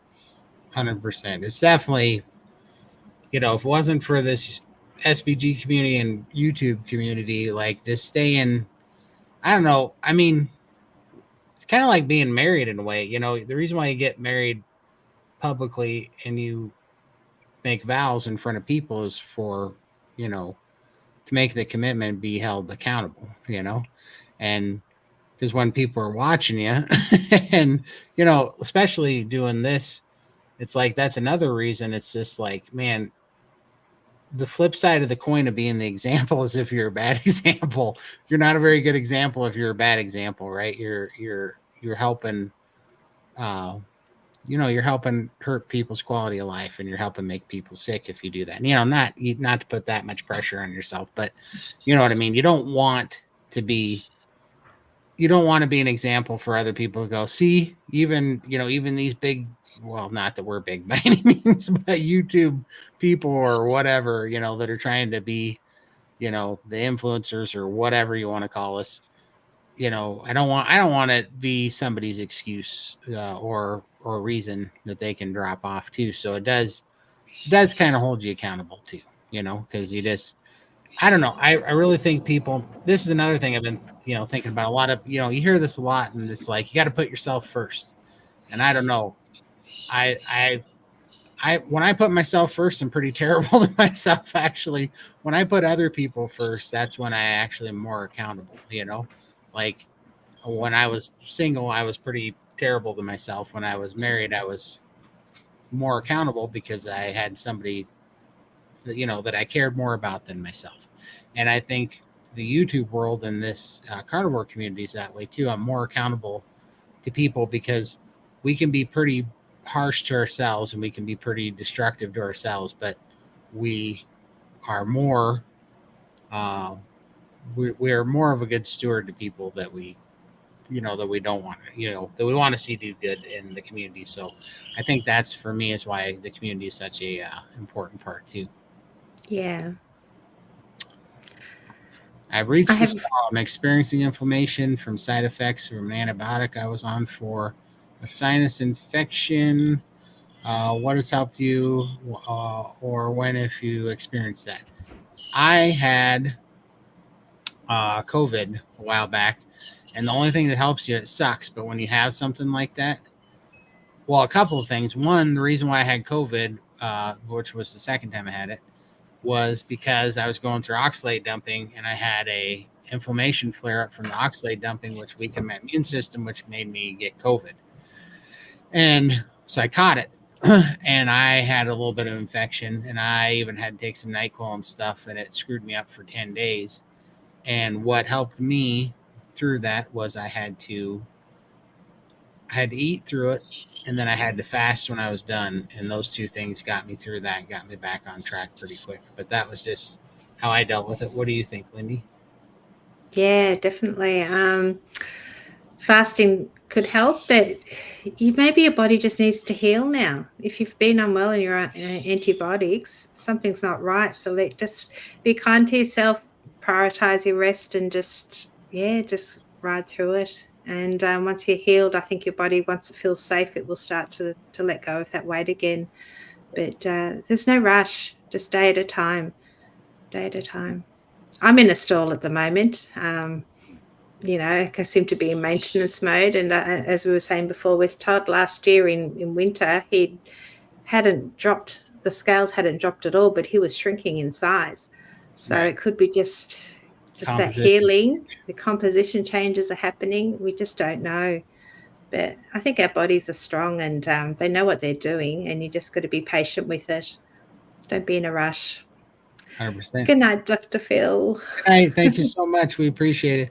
Phil's always in, he's, or not always, but he's in SBG a lot, and he's such a great support to the community and huge source of knowledge. If you guys are ever in SBG, he's fantastic. You guys, yes. We got a men's call coming up on Saturday the 17th, I think, and he just huge resource to the community.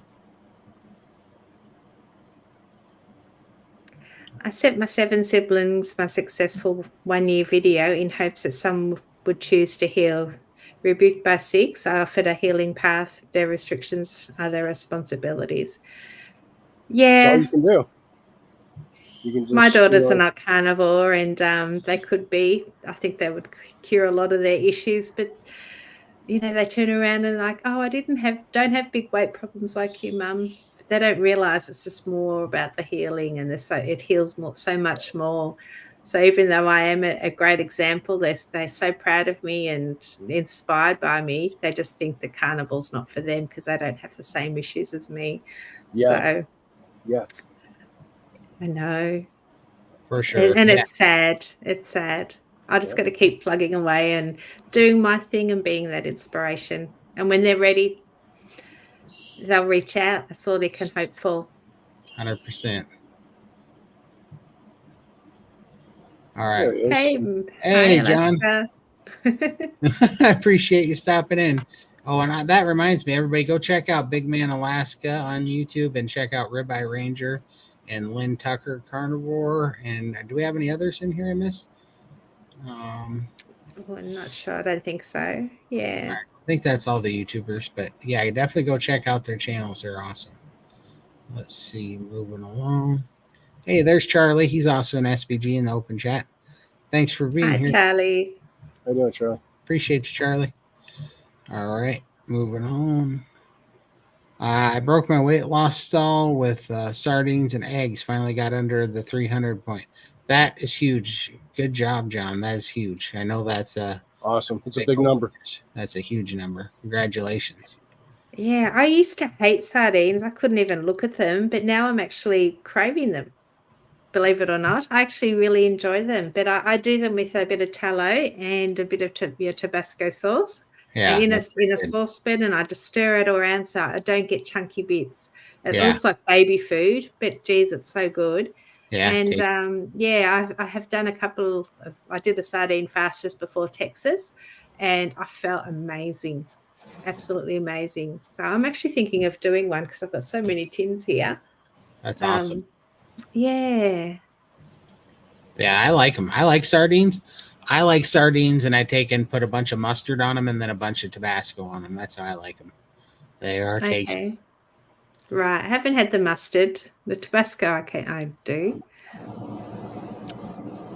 I think one thing that doesn't get enough credit instead of weight loss focus is the brain gain that gives you the ability to do more.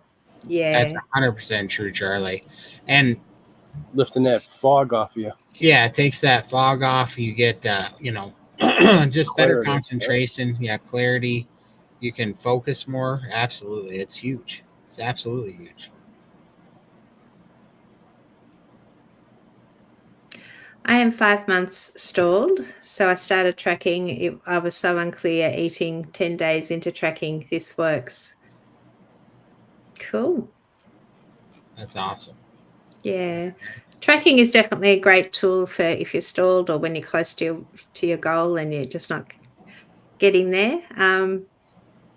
Yeah, definitely a tool for your belt. Yeah, and I mean, if you're a person that just likes numbers and you try to kind of crack the code, I say go for it. Yeah.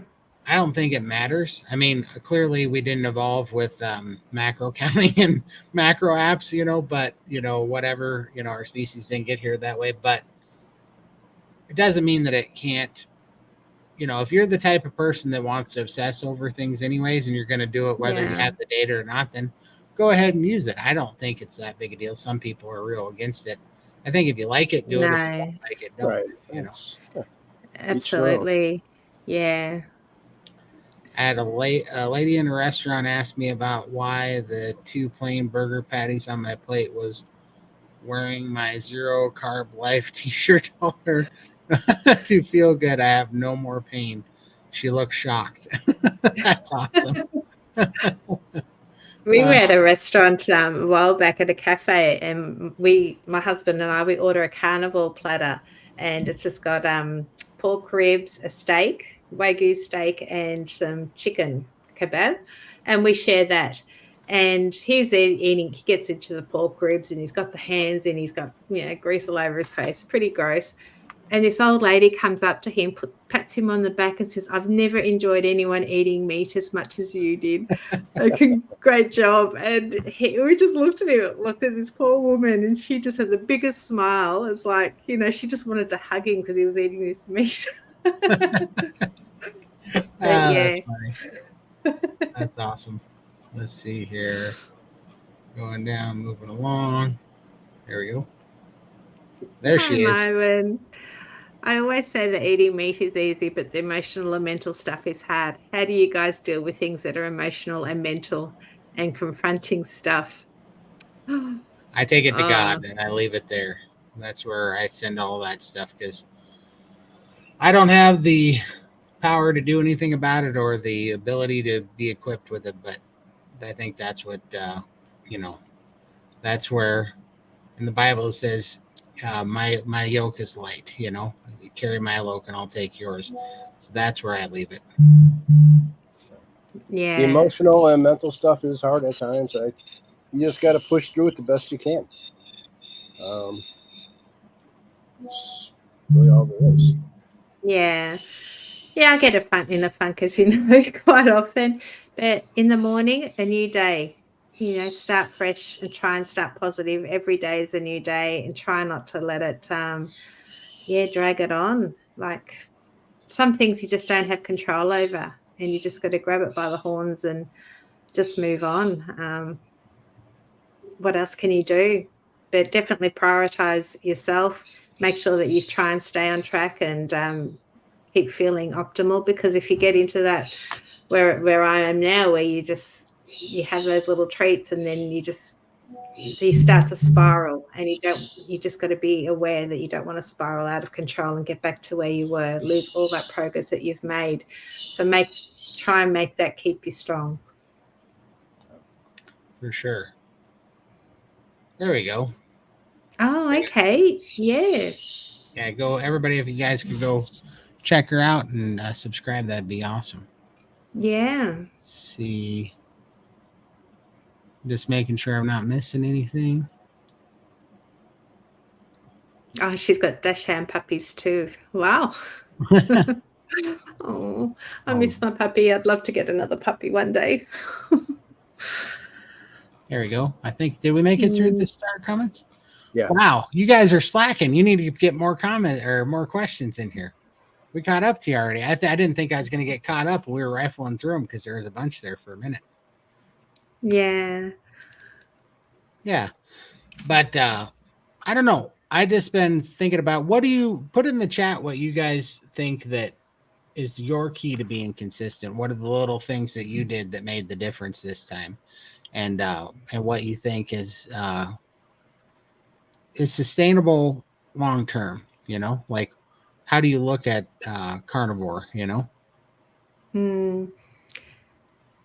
Does anyone want to jump on and join us and talk to us and tell us what keeps them on track, keeps them consistent?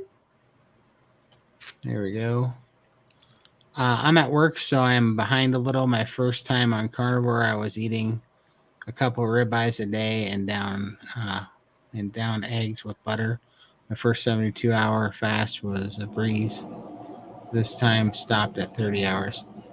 Yeah, I can get that way, but you know what? That's not a bad thing, Willie. That's a good thing. That means that your metabolism is healing, and all of a sudden your body's wanting the nutrition because it's healing, right?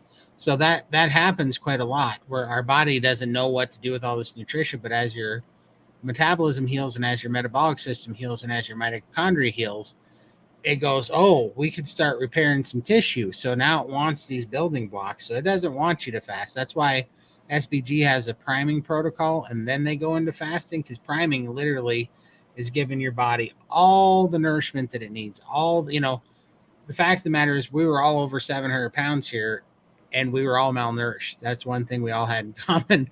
We had, because, this is what kind of is frustrating that they don't teach you, that none of my doctors told me was, which, maybe it should be more common sense than that, but you hear all this nonsense. There's so much sleight of hand with the marketing and the propaganda that's out there, but they don't tell you that you don't just put fuel. Everything's about calories, and that's why they want it to be calories, and you need a calorie, deficit to lose weight.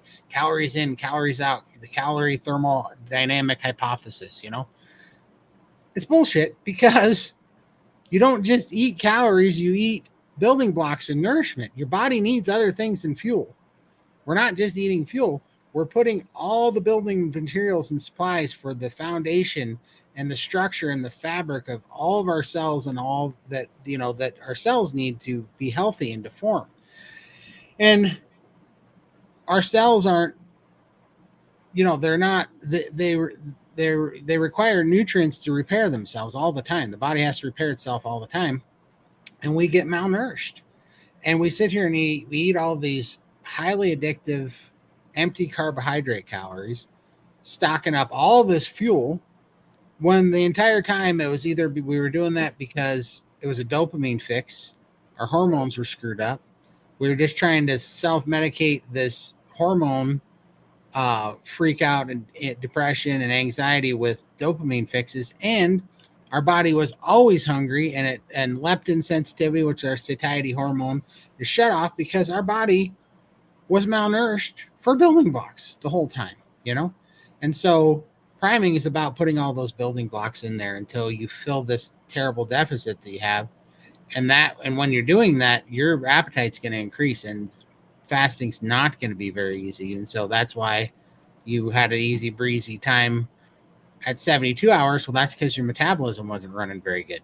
Now you only made it 30 hours. That's because your metabolism was cranking on all cylinders. And it's like, we're not fasting right now. You finally found the motherland of nutrients, and we want more of it because we want to heal.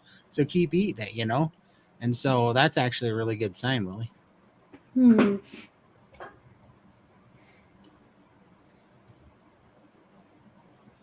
I look at everything as 5 days, because anyone can do 5 days. True. Standing on your head.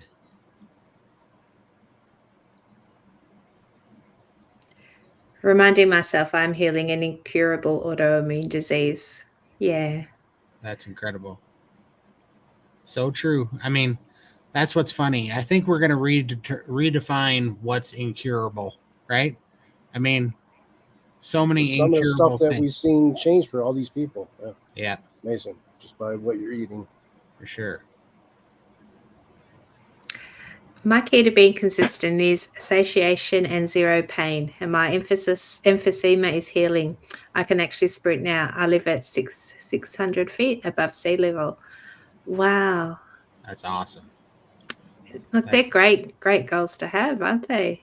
For sure. That's incredible. For those who do track, what are you using?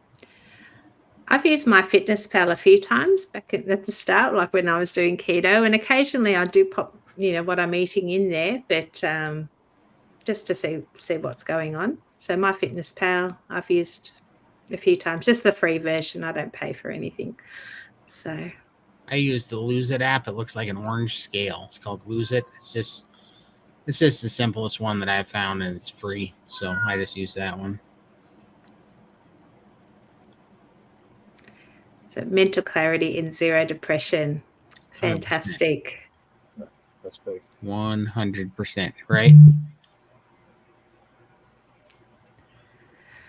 Carnivore Odyssey. I pray and tell all about it and cry out to him. Remember, you are a beautiful person. Keep going. Pray and tell God all about it. Okay. Very, very true. I've been carnivore for 3+ weeks, and I have been staying home for the last 10 days because I was exposed to COVID. So I can only eat the food I have in my house: meat, eggs, heavy whipping cream, some. It's a good way to stay on track if you're not out. There's no temptations at home. Yeah. Cup of coffee and butter. Yeah. Nice. Beautiful. It's awesome. Looking at my screwed up past medical problems, and the bill helps me realize I need to follow this route from now on. That keeps me on track. That's a good one. Pull up the old medical bills. Yeah, that'll definitely do it too. Be like, what the heck? Yeah, I mean, how stupid is that, right? Like, I mean, I was in the hospital for 11 days. They sent me a $38,000 bill for congestive heart failure, COVID lung, and getting fluid pumped off me with Lasix. And I was in there for 11 days, and not once did they talk to me about diet. They could care less about diet. What they did was they had pulmonologists come in, and he set me up with appointments for specialists. And then they had a sleep doctor come in, and they set me up with appointments to get sleep studies. And then they had a cardiologist come in and he set me up with a list of studies that he wanted done, or, new tests that they wanted done, and that I was going to have to go to all these 3 things. So I left the hospital with like 3 or 4 new prescriptions that I didn't have before. And I left with like 7 appointments that I was going to have to go to. And not one of them was about diet at all. No. And when I got home, as soon as I saw that, I mean, the whole time, right after this, because this was right like the peak of all the information of this 11 days that I was in the hospital. They're going to give me all the news about what had gone on. And, so I was looking for a good report. I was looking for something that was going to make me feel better about this stay and everything. And they come in and they just give me all these lists of things that I got to do. And none of them were good, right? And these new medications.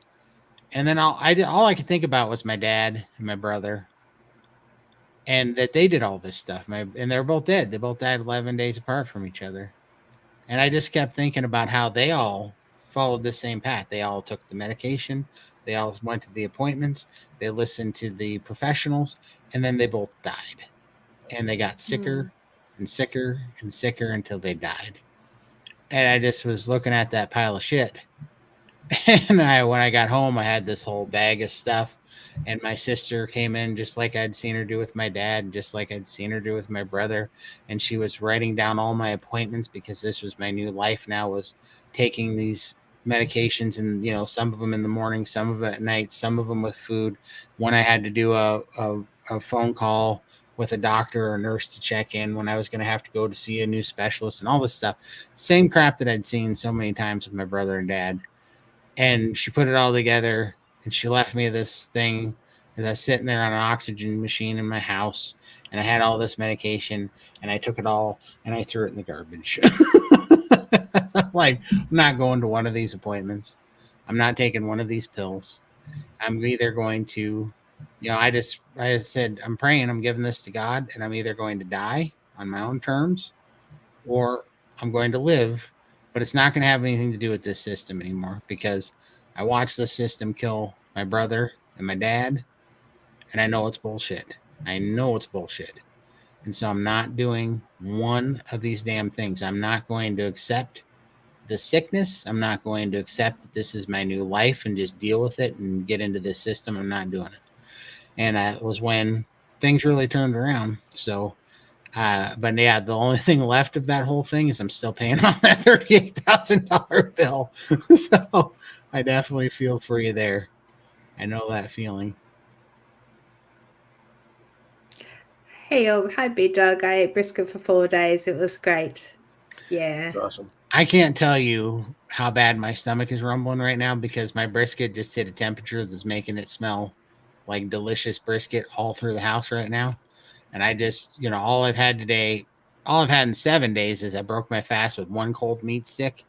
Right now, there's most amazing smoked brisket smell is permeating through the entire house, and it's making nice.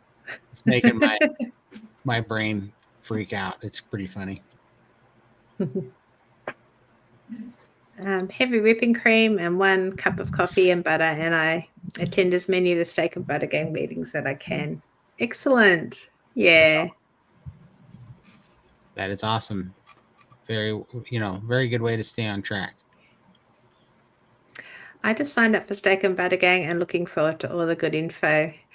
Excellent. Yeah, awesome. Look forward to seeing you at the meetings. Yeah, show up to one of the Chew the Fat meetings and say hi to us for sure. I definitely want to meet you.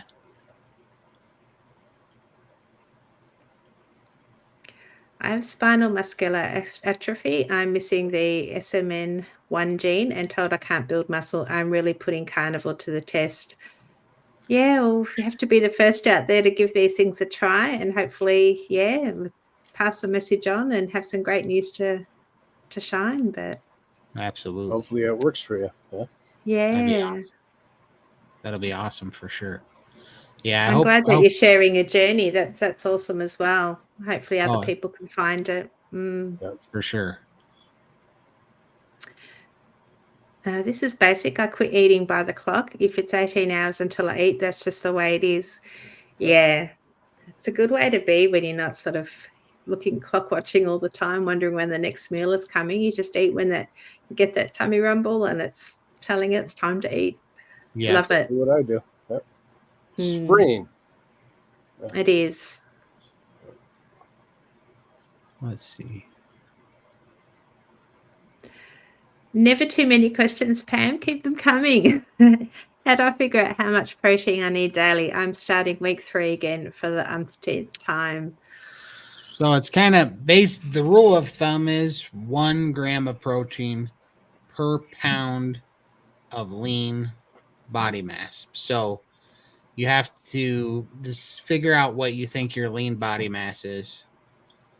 And how that would work is if you know how everybody has an ideal body weight that they judge you on and say you're obese if you're over such and such, BMI scale. Yep. Yeah, it's BMI scale, and it's also so online. There's something called a TDEE calculator.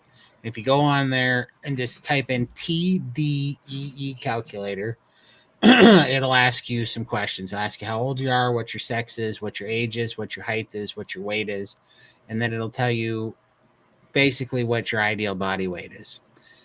When you get your ideal body weight, that's going to be roughly 18 to 24% body fat, especially if you're, depending on whether you're male or female.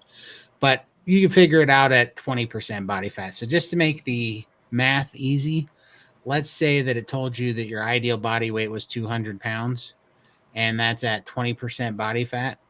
Then you would have to take 40 pounds, that's 20% of 200, off of that, which would make your lean body mass 160 pounds, which would mean the ideal place to start would be at 160 grams of protein a day.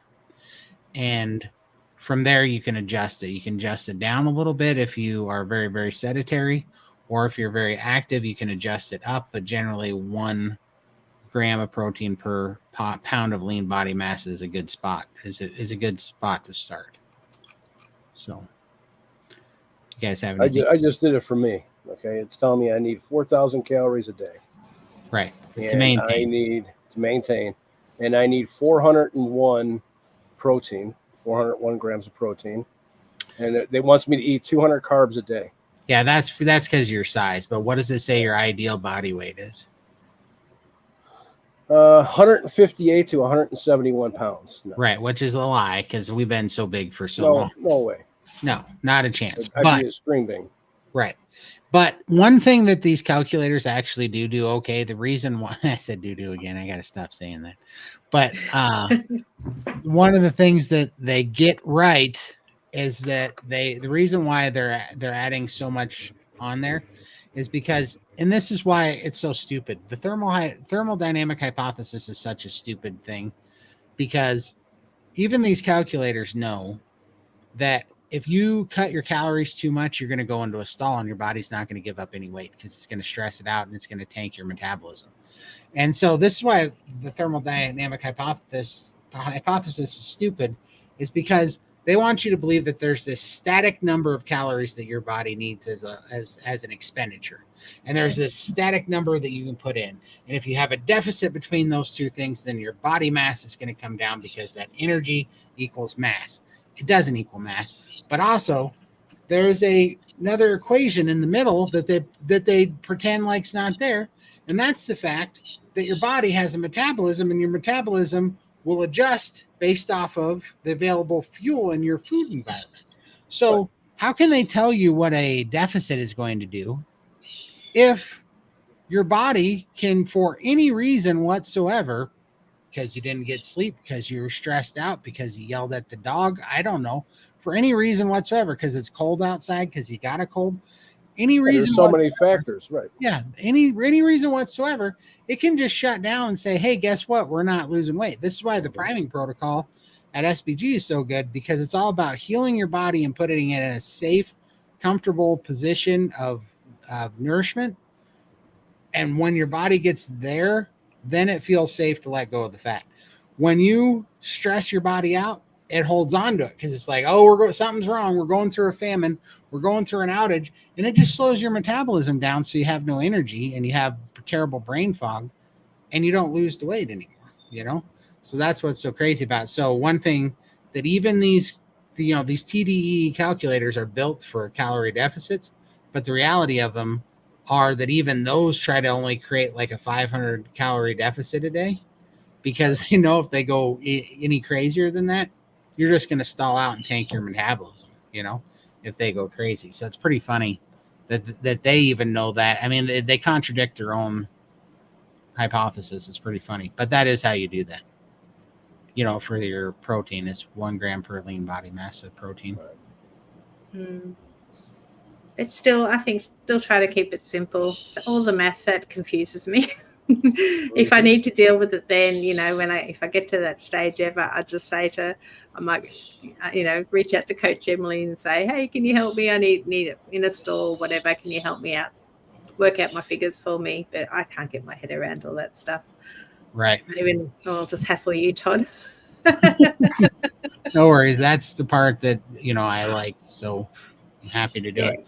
I'm healing from a RA, which I watched cripple my dad for the last 25 years of his life. I have been symptom free for months now. Yeah, exactly. And I'm not demonizing all of these people, right? I'm not demonizing our healthcare professionals. I just know that it's our medical system is broken, and it's been influenced and controlled by money and greed and by pharma and deep state. And we have to understand, they don't know, just like we were blinded by the food we were eating and the propaganda that we had swallowed. They're blinded by their indoctrination from medical institutions, and some of them make it out and are awesome. But some of them just drank the Kool-Aid and they're just stuck there. Yeah. I just think we all need to do our own research, and we need to ask the doctors the right questions. And if we can see that they're struggling with answering our questions, then maybe we need to find someone else, or they need to do some more research, which is what I found with my daughter's endo. Like, he kind of fobbed us off, and I'm like, and then later he said they were very good questions. So obviously I'm hoping that's going to make him think and do a bit of research so he can answer us properly next time. Otherwise, maybe it's time to find a new doctor that can help us and give us straight answers. And so definitely keep researching. Don't put 100% faith in your doctors. They're there for a reason. They're there to help us, but sometimes they need a bit of help too, especially if they're not keeping up to date with what's going on. For sure, 100%. Matrix had you, Todd, 100%. Somebody's been looking at my header on my Facebook page or my YouTube channel, for sure. No, that's why I have the red pill, blue pill Matrix background on my my YouTube channel, for sure. Yep. So proud of you, Todd. You've done so good and are continuing to move forward. Woohoo! I appreciate it, Arlene. Thank you so much. And yeah, I mean, we are winning this battle. We are. I see. Look at all the number of carnivore influencers. Look at all the big carnivore. I mean, Jordan Peterson just shouted out on X Healing Humanity documentary for Carrie's documentary. That's awesome. That's huge, right? We're on, carnivores on Jordan Peterson and Elon Musk's radar, right? This is getting out there. They can't stop it. That's the beautiful thing about truth and meaning. Truth and meaning, you can't stop it. They try. Right, all communism and all evil, the battle since the beginning of time has been hiding the truth, hiding reality, hiding truth and meaning from people, and you can't do it. They've never been successful doing it. They have in short periods of time, which created the worst tragedies humanity's ever seen, of course, but they never can do it for long. It's always temporary, and hopefully we can all learn from that and stop repeating it. But man, history loves to repeat itself, for sure. What a brave first step, and how now you look where you are. Yeah, you're looking amazing. I appreciate it. I don't know how brave it was. It was just, honestly, it was just a realization that this isn't working, It killed my parent, or killed my dad anyways, and it killed my brother, and my mom's got Parkinson's, and it's like Right. none of them ever. I never seen them take a little bit of medicine and listen to their doctor and then end up taking less medicine and getting healthier. Never happened for any of them in my family. Not once. It's just like, okay, well, this is your slow descent into death. This is where you lose a little bit of quality of life every day and a little bit of movement until you die. So, and now you spend all your money going to appointments and on prescriptions and feeling bad about, everything that's happening to you. It's like, no, we're not doing that. Never again. Todd, I really admire your capacity for critical thinking. Definitely on the same page without broken health system. Yeah, with our broken health system. Yeah, for sure. I appreciate that so much. But I mean, it's so obvious now, right? And this is the carnivore clarity, right? Have lifted the fog, and we all see it for what it is.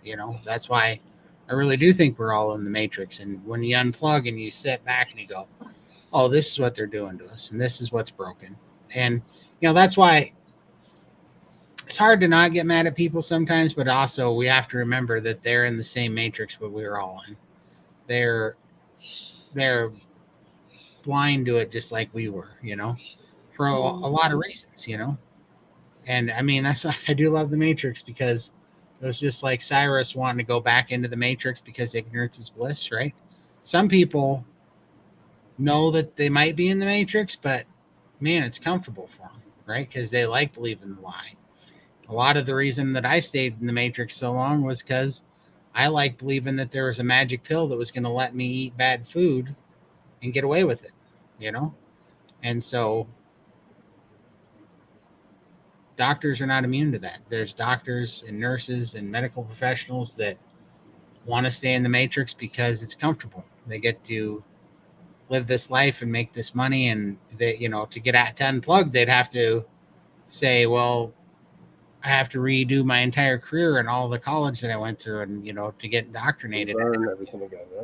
Yeah, I mean, that's a lot to ask, right? And so, a lot of people are blind. I just signed up for the SVG August challenge. I'm going to try and make the chew. Excellent. That's Unfortunately, awesome. the chew is 3 a.m. for me, so I'm fast asleep when it's on. But occasionally, I'll jump on at the end and say hi. But yeah, when you guys are in there from this cast, shout out this program when you're in there so that we know where you came from. I appreciate it. All right. I love this, Charlie. I used to say this all the time. My height to ratio said I should be 90-foot redwood. I know. So, all right, I got a funny story about that. So when I was 15 years old, I was working construction. I was 600 plus pounds, and I was working as an electrician, working with my brother and a guy named Phil Varner, and we had to remodel a gas station in Gallatin Gateway, and didn't have a driver's license, so Mom had to drive me over there and drop me off. Well, I wanted to be one of the boys, because I was just, there were only so many things you can wear when you're that big, and they didn't make, like I wasn't wearing jeans and stuff. So I special ordered a pair of size 72 Carhartt bib overalls. And when they came in, these bibs were so tall that I had to roll up the pant legs, like a foot of pant leg on each leg. I had to roll them up. I had to pull these bibs all the way up. And then, the pocket up here where you put your screwdrivers and stuff in, that have the pockets. Well, I had to jerk that up to my Adam's apple. So those pockets were all the way up under my chin. And then on the back, they have the X where the straps come across. Well, this part of the X right here was pulled up all the way to the back of my neck. And I had the straps up all the way up here, and I had to take electrical tape and I had to bunch up the straps because I had adjusted them as close as they could be. And I had to bunch them all up on my shoulder and wrap them in electrical tape. So I looked like I was being smothered by my pockets, and I was being hit in the back of the head with the X part of the back of my bibs. And so I got brand new I had Red Wing boots on, Carhartt bib overalls, a Carhartt hat, and a Carhartt t-shirt. And I got out of that car, and I had my bag of tools, and my brother and Phil Varner are sitting there, and they're looking at me, and my brother just starts laughing. He goes, "You look like the Pillsbury Carhartt boy." He starts laughing, and then they go, "What in the heck is wrong with your bibs? How are they all the way up to your chin?" And I said, "Well, I guess they thought I was going to be taller." Get around. They never thought I was going to be 72 inches wide and tall. Oh, It was so funny. I still laugh about that today. So this is We what I'm need a- picturing. Sort of. Yeah, closer. Bring that up to his lip, his bottom lip, and we're close. But that's pretty close. I was definitely the Carhartt minion. Oh my gosh, it was hilarious. if only we had a photo, that would be awesome. Oh man, I wish I had that photo. It was so funny. And man, I took so much crap over those bibs. I ended up going to right after that. I went to a hotel we wired in West Yellowstone, Montana, and I still remember Charlie, the superintendent, and he used to call me what did he call me? Spanky, I guess is what he called me. And he when I came in there, he goes, "Holy crap, Spanky! Did you get them bibs off the shelf?" And I said, "Nope, special order." Oh, it was funny. That hotel was the first time that I fell through a set of stairs. I was so heavy that when I was coming down from third floor on the temporary construction stairs, I hit the second step and I blew through those stairs and I ended up landing on my back on the stairs below me.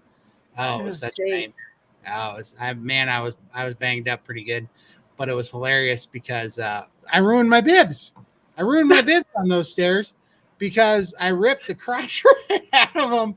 And it was the middle of winter, and I fell right through the stairs in front of Fred, and Rod Sainsbury and Ron Jensen, the owner of the building, the owner of the construction company, and the superintendent. I fell right through the stairs right in front of them, and they thought that I just killed myself. And I got up, and my bibs are all blown open, and I'm like, "Why is it so cold in here?"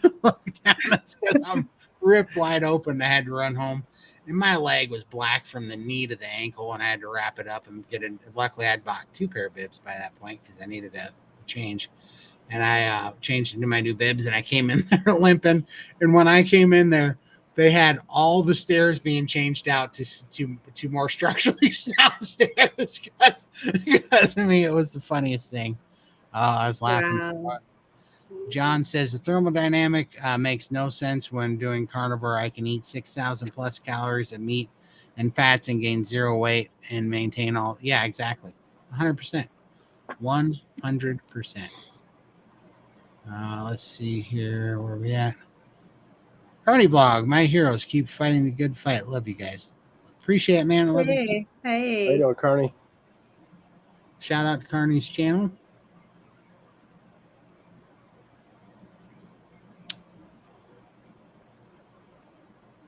All right. Oh, what books do you recommend? Good question.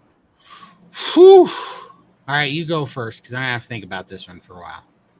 Oh, I have a ton of books, but I haven't read any yet because I haven't had time. So I'm afraid I can't offer any suggestions there, but I'm sure they're all really good. Yeah, right now, Georgia Eads, Change Your Diet, Change Your Mind is the one I'm working through. I really like that one. The Case Against Sugar, I really like by Gary Taub. I'm trying to think of, why can't I remember Dr. Jason Fung's book that talked about insulin? Obesity Code. Yeah. I like that one. That was a really good one. But then I don't know. I more than diet books for changing my habits. I actually read Jordan Peterson's books and his read list. But I really like 12 Rules for Life and his second another 12 Rules for Life. I really like the Obesity Code. Yeah. You also got The Lies My Doctor Told Me. Yeah, that one's good. Iodine Crisis. Oh, that's a good one, actually. That is a really good one. Because that's by, what's his name? Crap. What's that guy's name now? Lynn Farrell and Dr. Brownstein. Brownstein. That was the guy, yeah. Brownstein. He's awesome. All right. It's one thing to heal yourself, but it's quite another to share your personal experiences in order to help so many others. We are all grateful for your compassion and courage. Thank you. Oh, thank you, Ribeye Ranger. we appreciate Why it so we do much. this. Same to you. Yeah. Yep. All of us. I think everybody in this community that's sharing their stories is just trying to help others find a way of correcting all the problems that we've run into all these years. For sure. And get our 100%. health back. Yep. And Yeah, just sharing in the comments as Rebound. well. Yeah, people can resonate with a lot of the comments. For So sure. it all helps. Well, and it takes it out of the shadows, right? It shakes us out of the shadows because that's where they want us. They want us being the one-offs and the outcasts and the weirdos. That's why it's kind of funny, but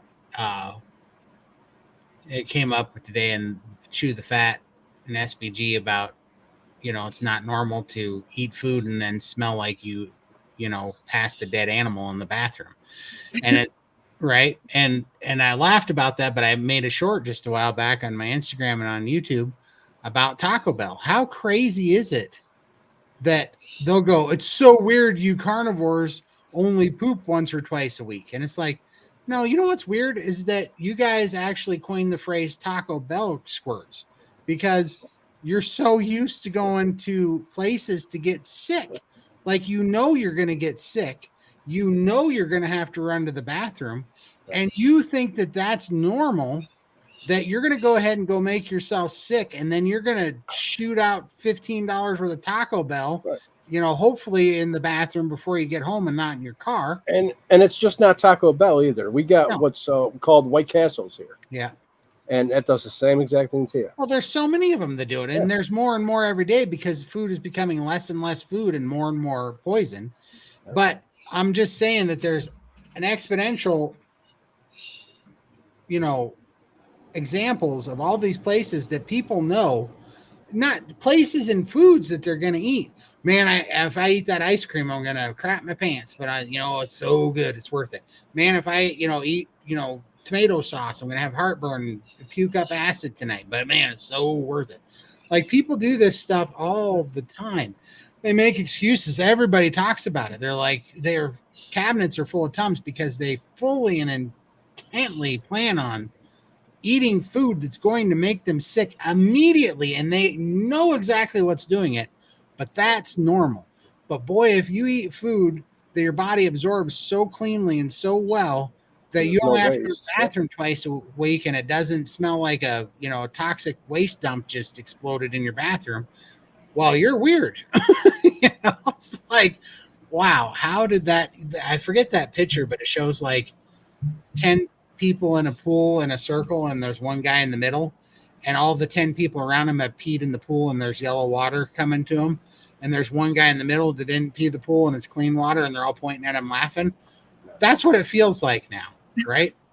When you see it, it's like, no, you guys are all the ones peeing in the pool. You guys are the ones that are weird, Like, I don't know why we're being persecuted, but that's why they want us in the shadows. They don't want any examples. They don't want any kind of truth or meaning shining a light on what's really pretty crazy stuff that's going on that people have gotten brainwashed by. I mean, it's pretty silly anymore. Yeah, I go to the doctor next month for labs. After that, I'm not going anymore. For sure. Yeah, I mean, doctors are good for labs so that you can see what your own progress is. Like, that's good. You can go to doctors for labs and stuff, but it's just like, if understand it. Yeah, right. Because if it's something that you're going to refuse the treatment for anyhow, or there is no treatment for, and they're just going to try to manage symptoms, like, who cares? You always have the opportunity to manage a symptom later, but it really doesn't do any good for you. You're just spending money on it, and you're kind of taking ownership of this new thing, where you can start to fight it yourself and see where it goes. Like, I'm not a doctor and I'm not giving medical information. I'm just saying, like, at a certain point, we all have to decide. We have to plant a flag and decide, for me, it was the hill I was dying on. Like, I'm like, nope, not anymore. This is where I draw the line. I've seen this fail too many times. I've seen it take too many of my family members. I'm not doing this. It's not what's happening, you know? Yeah, just do your research so that you're well informed when you go into these things. To all of you delightful folks, what's been the strangest, interesting result from your carnivore experience thus far? Strangest, interesting result. Whew. Oh, Oh, I'm still surprised that it works. I didn't think it would work. and it's as easy as it is. Well, my hair's growing back. That's weird. Yeah, hair's growing So, back. I mean, because I've been bald for 26 years and my hair's growing, or no, 18, 23 years. And so that I didn't expect. Also, I wouldn't call it strange, but the thing that shocked me the most was that it only took 3 weeks to get rid of 20 plus years of like pretty severe suicidal depression was gone in 3 weeks of eating fats, right? Which is one of the reasons that I get fired up about carnivore, because, you know, I know 3 people in the last 18 to 24 months have committed suicide in my life on those drugs. And I'm like, man, what if it just took 3 weeks of eating carnivore? They'd still be here today. Yeah. You know, so I don't know. The strangest thing is that I no longer believe that they're incurable things. That's the strangest thing. I mean, short of growing back a limb, I don't know that there's anything that's really incurable. Yeah. Definitely my lymphedema has improved a lot. And lipedema, I didn't think my legs would ever shrink. And they're not normal yet, but I'm getting pretty close to normal. And I probably thought there'd be a lot more loose skin that I have. Like I have a lot, but I kind of thought there'd be a lot more. So, Yeah. Todd, yeah, okay. Out Kent Carnivore's Matrix video. You'll love it. Check out. I definitely will check it out. I love Kent Carnivore's stuff. I haven't seen the one on the Matrix, but I definitely will watch it. Keanu Reeves is on the thumbnail.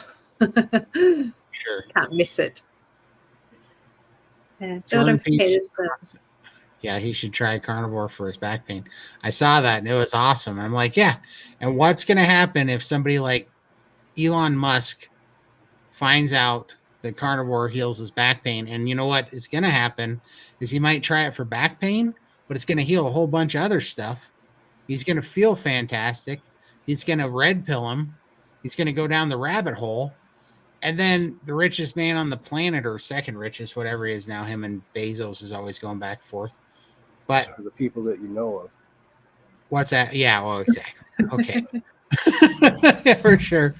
But, you know, it's going to be, he's one of the most influential people on the planet is going to be spouting it. It's the biggest thing. And so, yeah, it's awesome. Jordan Peterson and Healing Humanity. Wow. Lynn and I just finished and posted a fundraising video for Healing Humanity on the channel. Feel free to share. Oh, nice. If we can find that, we definitely will. That'd be awesome.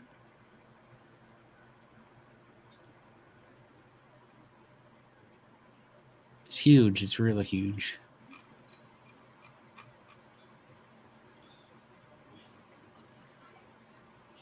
Need to make this. Oh, go ahead. Need to make this change consistently. Need to lift the brain fog and move without crippling pain, starting anew at this moment. Yeah. Just one day at a time. Don't think too far ahead and make plans like I'm going to do a 3-month fast or whatever like that. These big goals are not sustainable. So just keep it really simple, one day at a time, and you'll get there. For sure. Question. What is priming? I'm struggling carnivore since 11/23. Meat aversion is seeping in. So long story short, priming is eating more than you would probably be comfortable eating for the purpose of nourishing and healing the body and increasing and healing metabolic disease. and then you go into fasting after that. So I would highly recommend joining Steak and Butter Gang, because for things like meat aversions, there's a lot of coaches that have tactics in there to help you around the meat aversion. There's also private coaching if you need it, but there's also a meeting every 5 days a week called Chew the Fat, where there's people that are going through it. And that's really what it is it's a giant think tank and a group community of people that have all already went down this road and went through these things, and they can really help you out with meat aversion, why priming is important, why fasting is important. And you can also see people, in a whole spectrum, a linear timeline of people that are in the middle of their progress, and see what it's doing for them. And it really helps keep your mind on it. But long story short is it's eating with a purpose to heal your body. It's like using food as medicine, and taking your medicine more so than you would even want to eat comfortably just to get it in. But there's ways of doing that to break the meat aversion that'll make it easier too. Yeah, I did a video a few days ago with the Carnivore Odyssey and talking about meat aversion, because it's something that we've both struggled with over our journeys, and just swapping out like salmon, having some salmon instead of the beef. That's been a big help for us, and also changing the cut of meat. We have a lot of porterhouse, and it's got to the point where neither of us can have it anymore. So having other things like a Scotch fillet, or maybe the way that you cook food. If you normally just fry a steak in a cast iron, maybe slow cook it, or do something else, some omelets, an egg drink. There's other ways that you can get some, still keep carnivore, but just changing the food. But you can check out our video. We've got a lot of things on there that we talk about. I'm getting the link right now. Oh, thank you. Yeah, so that was really good, just to get some ideas from that. But it's real. For sure. More spanky stories, absolutely. I'll have to bring those back. That's an old part of my life for sure. Let's see here. God, I think you may have been meant to be a stand-up comedian. You are not the first one to say that, Charlie. If I wasn't already in a career, that would actually be the one I'd pursue, because I'd love to see you on stage with Joe Rogan. That's my dream. I want to see him on TV so I can just turn it off. You would. That's funny. No. It definitely would have been something I would have tried at some point. But here I am, stuck in a rut. Maybe someday. Maybe you can teach an old dog new tricks. Let's see. Did we catch up? Tina's saying that George Eats books on sale for $17.99 on Amazon. Oh, that's awesome. There you go.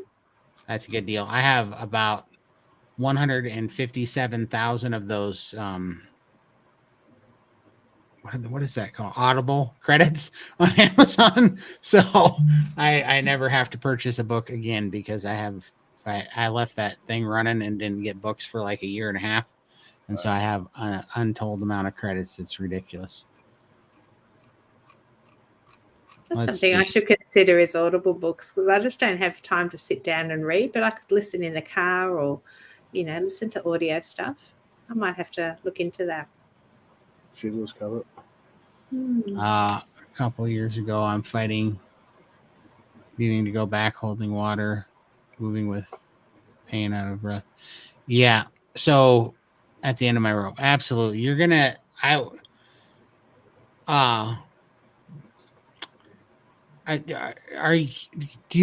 you in the Steak and Butter Gang? Do you have means to be in the Steak and Butter Gang? Message us at message me at thecarnivorecure@gmail.com, because I think that would help you a lot. So go ahead and message me, please.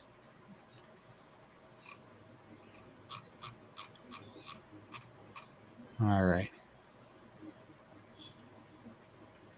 If Elon Musk goes carnivore and heals, he would probably try to find a way to make money with it.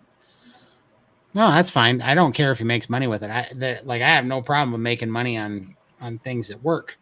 We got it, because we need to fund the war against the people that are making money on killing us, for sure.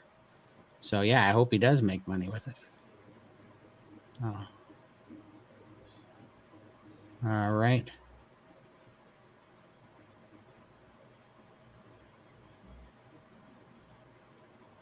I don't pay for books. I use my library system for books and use Audible. Nice. That's awesome. All I right. wouldn't even know where the local library is anymore. Do they even exist? We used to have them back when I was little, but we haven't been to a library for. Don't even know if they have them. For sure.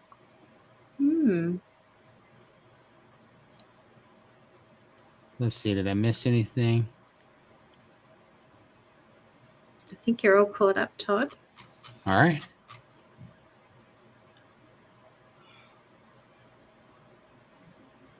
Oh, there you go. What books do you write? Pop them in here. Maybe some people want to do a book club on your books. That'd be awesome.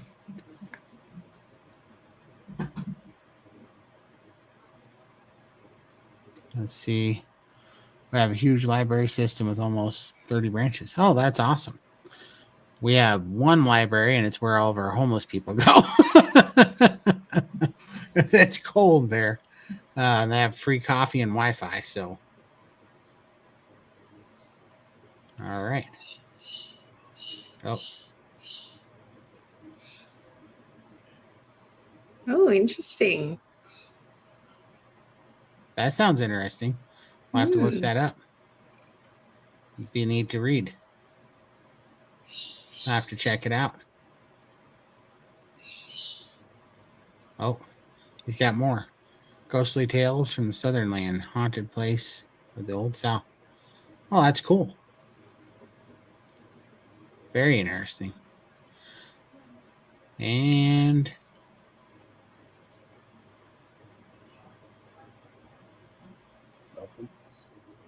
Book One, Malcolm.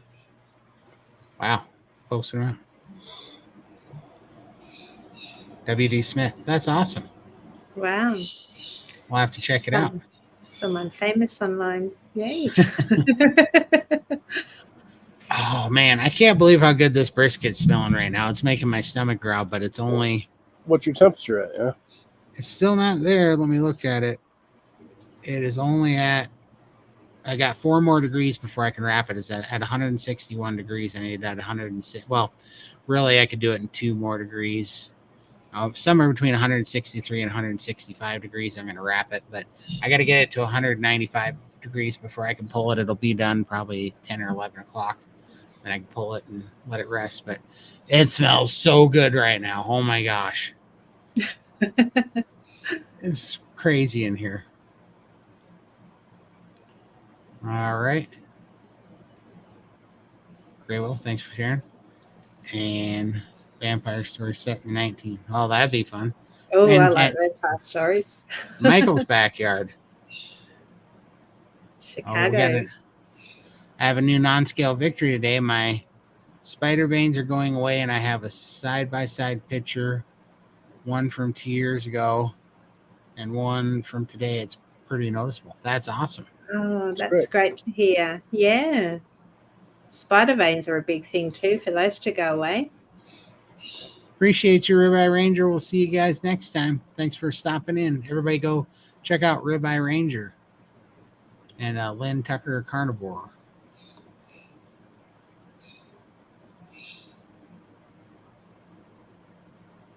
From a nurse's perspective, I'm very sad to hear people's stories. We have been lied to or never taught. I tell anyone that will listen about Carnivore, it is the medical system is failing us. Yeah. It is. For sure. 100% it is. And it's, there's just so many people that have really stuck in the matrix, right? And it's, I don't know.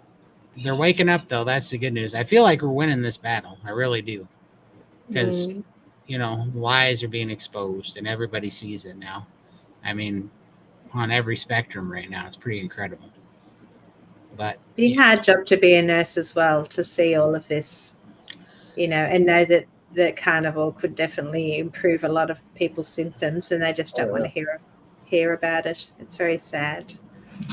Well, it is, but I can tell you what, right now is not, right now has got to be a tough time to be like a general practitioner or, a nurse right now, because there's a lot of educated people out there now that are coming fully armed and a little bit standoffish about what's going to be going on. And they're taking more, they're participating more in their treatment, and Keeping the doctors on their toes.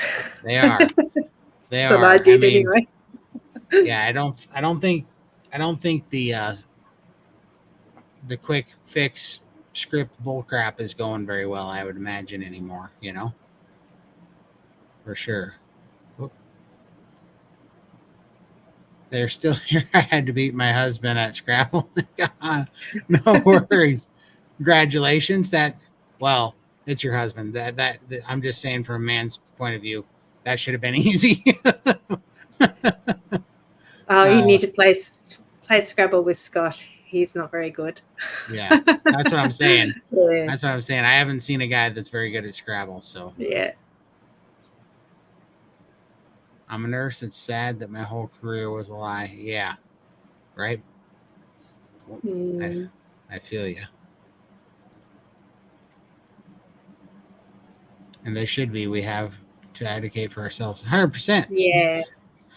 That was what was so annoying about the campaign of trust the science, the settled science. It's like no science is ever settled. Nope. Ever settled. It has to stand up to, an eternity, right?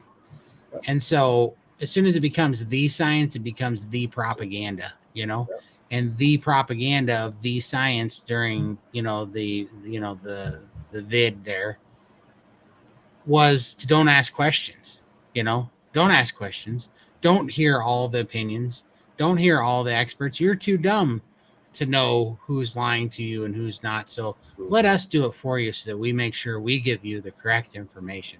I mean, what a draconian nightmare of communist propaganda that was, and still to this day we see it. And that's what's funny is there's finally a rightful righteous pushback against all that nonsense. The chickens are coming home to roost, and it's pretty fun to watch right now. It's a good side to be on right now.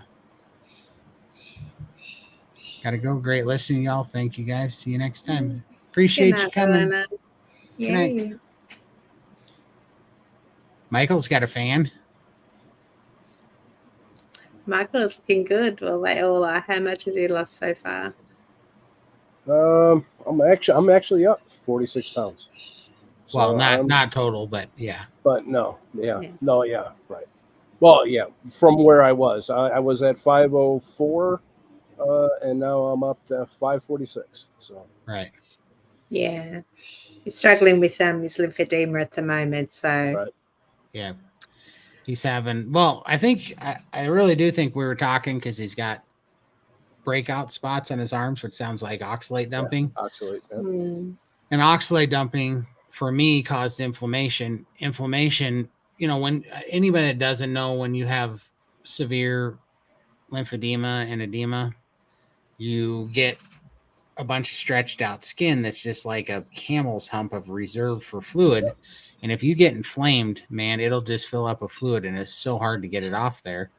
And so when you go through an oxalate dumping, and it's about you're just a little over a year into carnivore now. Yeah, just 2 weeks over. Yeah, exactly. And like I said, 13 months is where I started having oxalate dumping. And when I had oxalate dumping at 13 months, I got inflamed. I had a compromised immune system. I got COVID. I put on a bunch of fluid. It was a wreck there for a while. So I think that's where Michael's at. I think he's having an oxalate dump, which caused inflammation, which caused his and not sleeping good, and being up 18 to 20 hours a day, and only getting 4 hours of sleep. It takes its toll. So. Yeah, it's real rough.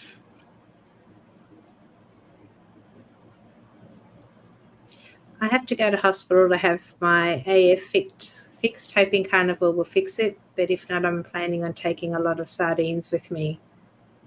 That's awesome. AF? Yeah. What's that? I'm not sure. I don't know. AFib?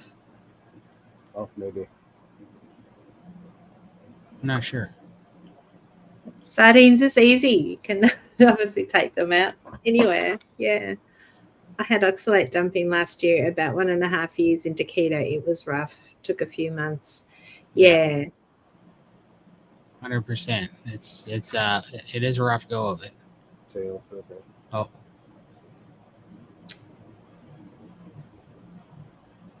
It's strange for me, but I actually had a lot less lower leg edema when I upped my salt. Huh. That is Yeah. interesting. I don't find salt Problem makes a difference for me either. So yeah, it's different for everyone. It's just a matter of finding what works for you. Yep, AFib. Right on. Yeah. Oh, that's not for us. Well, that's awesome. I think, here's a question. Have you tried a grounding pad? One of our members on SPG is having great success with it for fluid in his legs. Nah, I've been thinking about getting one. Can you get one of those ones and pop it on your vibration plate? So you're doing the vibration and a grounding mat. That might be. As long as it doesn't slide. You would think it would stay. It is rubber, the top of it, isn't it? So it might be all right. Yeah. Because you're just sitting. Yeah. The thing that's hard to when I get my vibration plate, I slide it across the floor when I'm doing planks on it.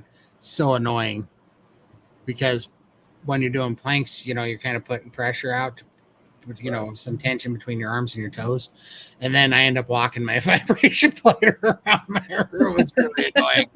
Oh my gosh, it drives me insane. Like, stop moving, dang it. Have you got it on a mat or something? I do. Like a rubber mat? I do. Still moves. Yeah, it still just shakes around because I'm putting some forward force on it, and I'm not light by any means, and so it's met its match for sure. So it's pretty funny, but it is super annoying when I'm trying to plank and my vibration plate's walking on me. I'm like, stop doing that. You're gonna make me blow a freaking gasket over here. B-Dog wants a video of that. We do. I second that. Listen, when I'm not so embarrassing at everything I do exercise-wise, I'll start making videos. I don't want to be Michael's giant blooper reel from here. Come on. I need some new content, man. Baby picture's getting old. Oh, man. I will. I definitely will.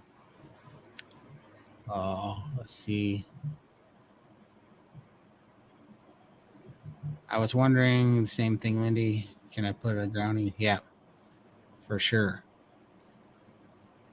Yeah, I think you can. Yeah, I haven't heard of anyone not doing that. So worth a try. Let us know how it goes. I can't see why not. Yeah. Yeah, I should do that, but then it bounces off the wall and it makes a god-awful noise. It sounds like I'm hitting the wall with a Sawzall for 10 minutes. Yeah, my one under the desk, sometimes it hits the wall. I'm like, what's that noise? And yeah, it's a bit scary. Yeah. Are you still doing rebounding? And has Todd gotten his yet? Yes, I do my rebounder every morning for 5 minutes. That definitely. And then vibration plate is always under my desk. And I do vibration plate at night as well. So I love my rebounder. Just gets the lymphatics moving every morning and wakes me up and warms me up because it's winter here and I'm always cold. So yes, I love my rebounder. Yeah, and I did get one and I do love it. It's very handy. I put it in my routine. My morning routine has been I get up and I do the Wim Hof breathing, 3 rounds of it. And then I do 10 minutes standing up on the vibration plate and I do squats. So I try to get 60 squats in that 10 minutes, 6 sets of 10 when I'm doing the vibration plate. And then I do like a half plank on the vibration plate on the ground. I put my arms on it like this and I do a plank from my knees to my elbows just for opening up the thoracic ducts in both of my armpits. to get the fluid moving. And then I go out and I either do sprints on the exercise bike or I do sprints on the hit axle. I alternate them every other day. And then when I'm done with that, then I try to do 1,000 calf raises on the rebounder, which I usually have to do in 10 sets of 100 because that actually makes my calves burn by the time I do that. And then I come back in and I do 10 more minutes on the rebounder standing on it and 5 more on my arms. And that's kind of my routine now. And that while wearing compression socks has done the best to get the fluid and the size out of my legs. My left leg, which is my trouble leg, has gotten my calf down to 28.5 inches from 35.5. So that's pretty huge. My right one's doing really good. It's down to 26.5 inches from 35 inches. So that's doing the best. And then at night I lift weights. So that's been kind of my routine. It's awesome. There we go. So what is the benefit of the rebounder if you have a vibration plate? Well, my vibration plate, my old one, it actually broke. And I was thinking it's time to get a new one, but I was feeling like I wanted something a little bit more challenging. So I thought a rebounder would, instead of sitting down and using a vibration plate, a rebounder would give me a bit of something I can do standing up and getting a little bit of balance, and it's sort of the same Or kind of movement. thing. Yeah. Helps with your lymphatics. So I just felt like I was at the next level. I wanted to challenge myself a little bit more with the rebounder. And there's obviously a lot more exercises you can do on that as well, like jogging on the spot and things like that, which I'm not quite there yet. I don't have a handle for mine. So if you do get one, get the handle. I need to buy one. But it's just, when you're starting out from 800, 700 pounds, a vibration plate is pretty much all you can do. There's no way you can get up on a rebounder to actually step onto it, do all the movements. But when you get to that stage where you want to exercise and challenge yourself a little bit more, rebounder is another good step. And I just do a gentle healing bounce. It helps with my lymphatics. I do it standing up. You can do sit-down exercises as well, but again, when you're ready to do that, it's not something you can do when at the start of your journey from where we started from. But well, and mixing it up. Yeah, for sure. And I mean, also a vibration plate is to move coagulated lymph fluid because your lymph fluid gets thick and blocked. So the vibration plate is to move tension and blockage out of your lymphatic system to create more pathway and flow. So it's using that to break up any kind of thickened lymphatic fluid that's in your lymph system. That's why I do the Wim Hof breathing, and then I do the shake plate for upper body and lower body, because the Wim Hof breathing moves the diaphragm, which opens it up in your opens up the lymph system in your waist, which for me, because I've been so big and I have a big belly, that's one of the spots that lymph fluid gets pinched off.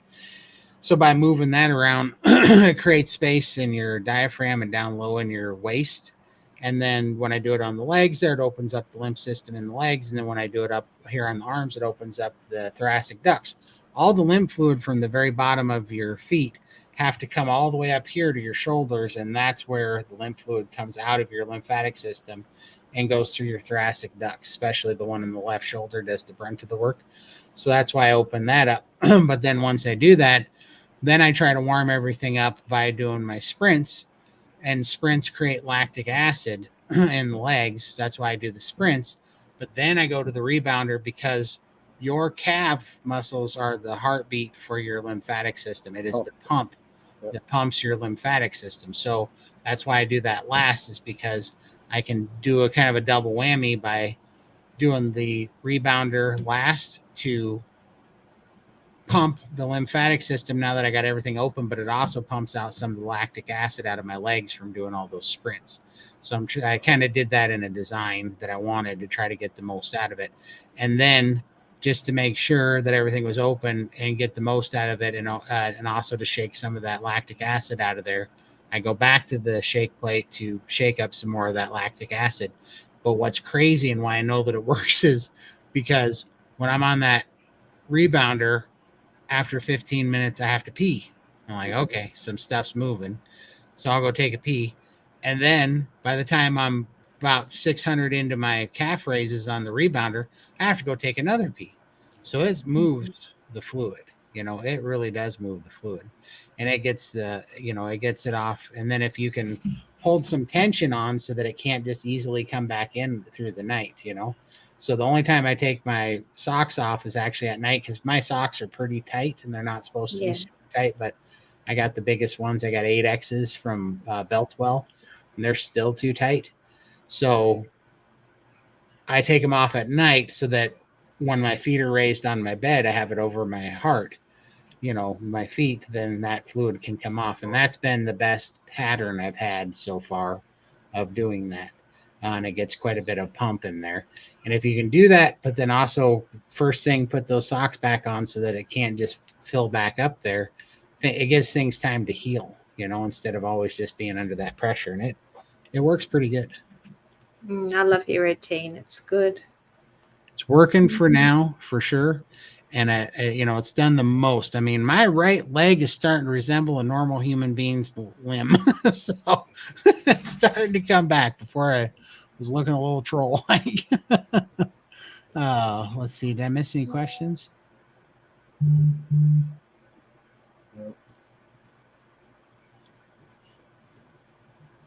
Okay, no new questions yet. All right. Just check in. Let's see. We're doing good on time. This brisket. Oh my gosh. I'm dreaming of brisket right now and hot sauce. Brisket and hot sauce is what I'm wanting right now. But put in the chat what your guys is if you're doing any kind of lymphatic exercises or if you have a routine for your lymphatic system. I'd love to know what that looks like and if you're having what works for you. Yeah, what for you guys. I think Dr. Leslyn Keith is going to be on SBG next month in August. Oh, is she? Yeah. Oh, yeah. So I'm really looking forward to seeing her. Yeah, she's awesome. We should try and get her back on our show as well. Another chat with her. Yeah, we have to get I'm getting my head back in the game here, guys. Was catching up on work, but we're gonna start getting some people on so we can have some more conversations. It's been a little bit dead, but we are bringing it back around. So we got to get her back on and a few other people. So that's awesome. But vibration plays pass. Okay. Yeah, the rebounder is pretty freaking awesome, I think. It really is. I mean, what's crazy is out of all that, right? Even out of the squats, the squats hurt my thighs, especially the inside thighs on that rebounder. But man, that are on the vibration plate, and the sprints are what the sprints are. They make you tired everywhere. But that rebounder turns my legs to jello after 1,000 calf raises. Like if you really do it, because when I was doing research on it, you could stand like before I had the rebounder, I was standing on the edge of the stairs and I was doing calf raises like this, But what I found out is this calf raise from flat to high, there almost does no good for the lymphatic pump. It's actually all when your heel is down to straight. That's where all the pumping is coming. So when I get on the rebounder, let's see. I lift with my toes when I go up, but when I come down, I point my heel straight down. And I shove my heel as far down as I can. And then as I'm going up, I go up on my toes and I shove my heels down. You do 100 of those especially once you start going and your full weight starts coming down when you got your calves down. You do 100 of those and it will wear you out. Your legs are jello and burning. Yeah. But it's a good pain, isn't it? Because it's doing you good. So you kind of put up with it. It's not the nasty pain that you normally get. So definitely worth it. Good night. Thank you for coming. Good night. Is it getting late there? What's the time there now for you guys? 8:40 for me. So depending on the East Coast, that'd be 9:40. I have a vibrations plate supposed to be delivered tomorrow. Haven't a clue where to start. just get familiar with it. I think I like to, when I was first starting, and if I had to do it over, I don't know what kind of vibration plate you'd have, but I get on the edge of it, and I put my feet on it, and then I drop my heels down, and I do calf raises on the edge, and I'll do like 10 of them, and then I'll get back on it square, and then I do squats on it. But that's I'm trying to just get a pump in my legs, So Yeah.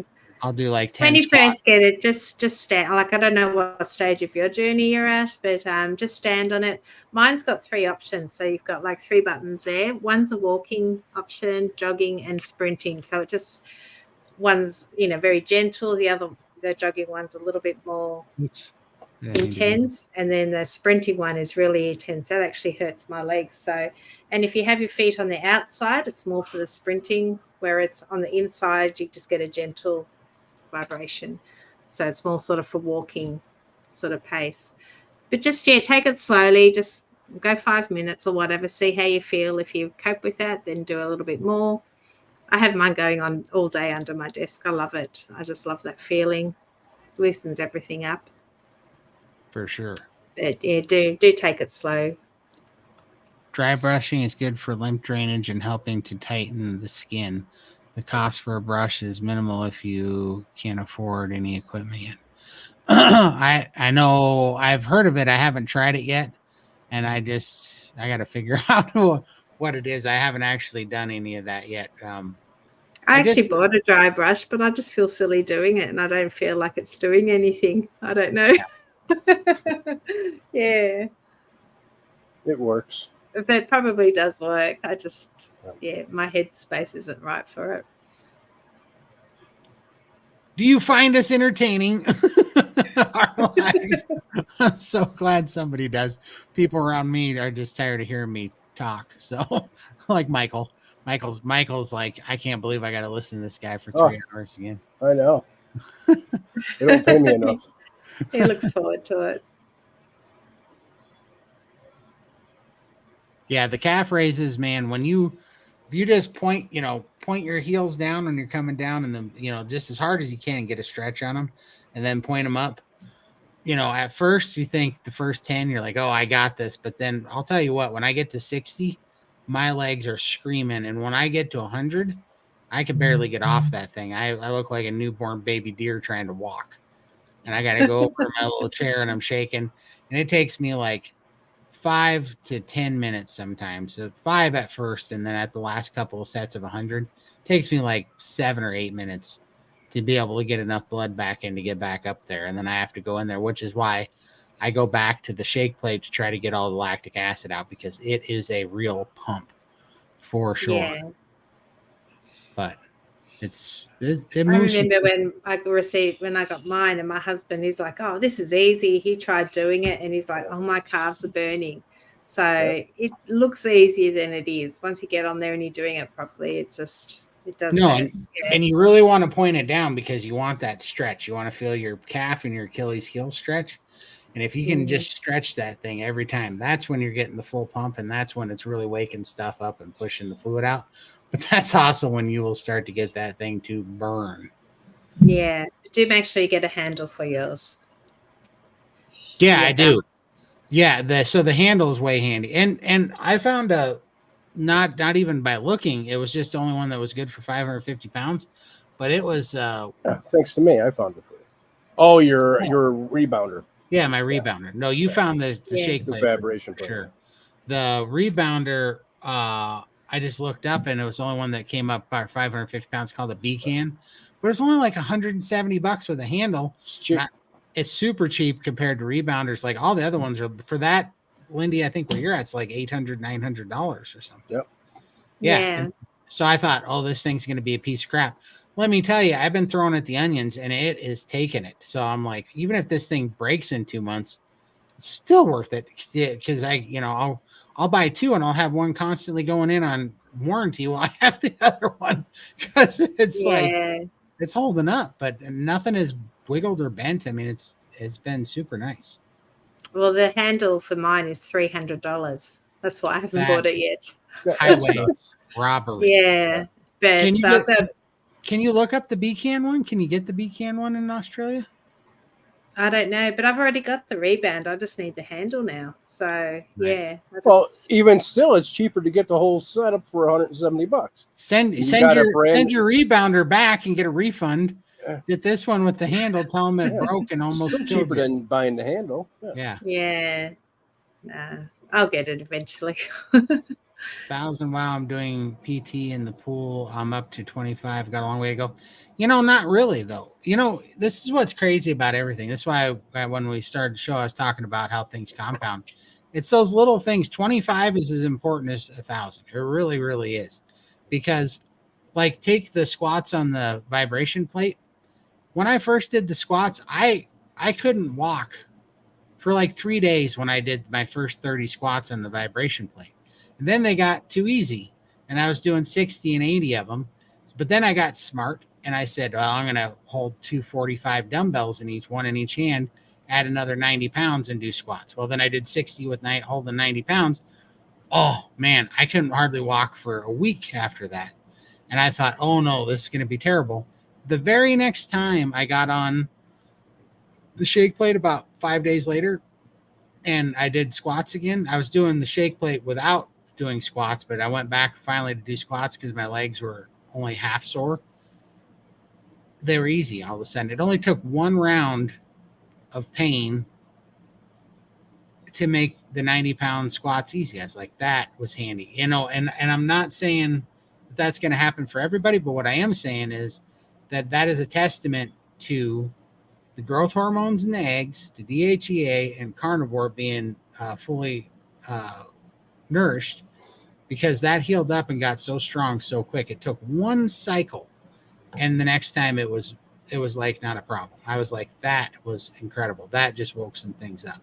I would still go a little bit lighter and not do it quite as bad because that was 5 days of pain, but it does work. It really did come back quickly. And I was like, well, in fact, that made a little bit of an addict out of me. I'm like, how fast can I make this grow? But it just feels so good to not feel heavy when you stand up. I was for so long, I would have to, just 20 months ago, for so long, I'd have to spend quite literally an hour trying to think about how I was going to get out of my chair to get the strength and the courage to get out of my chair.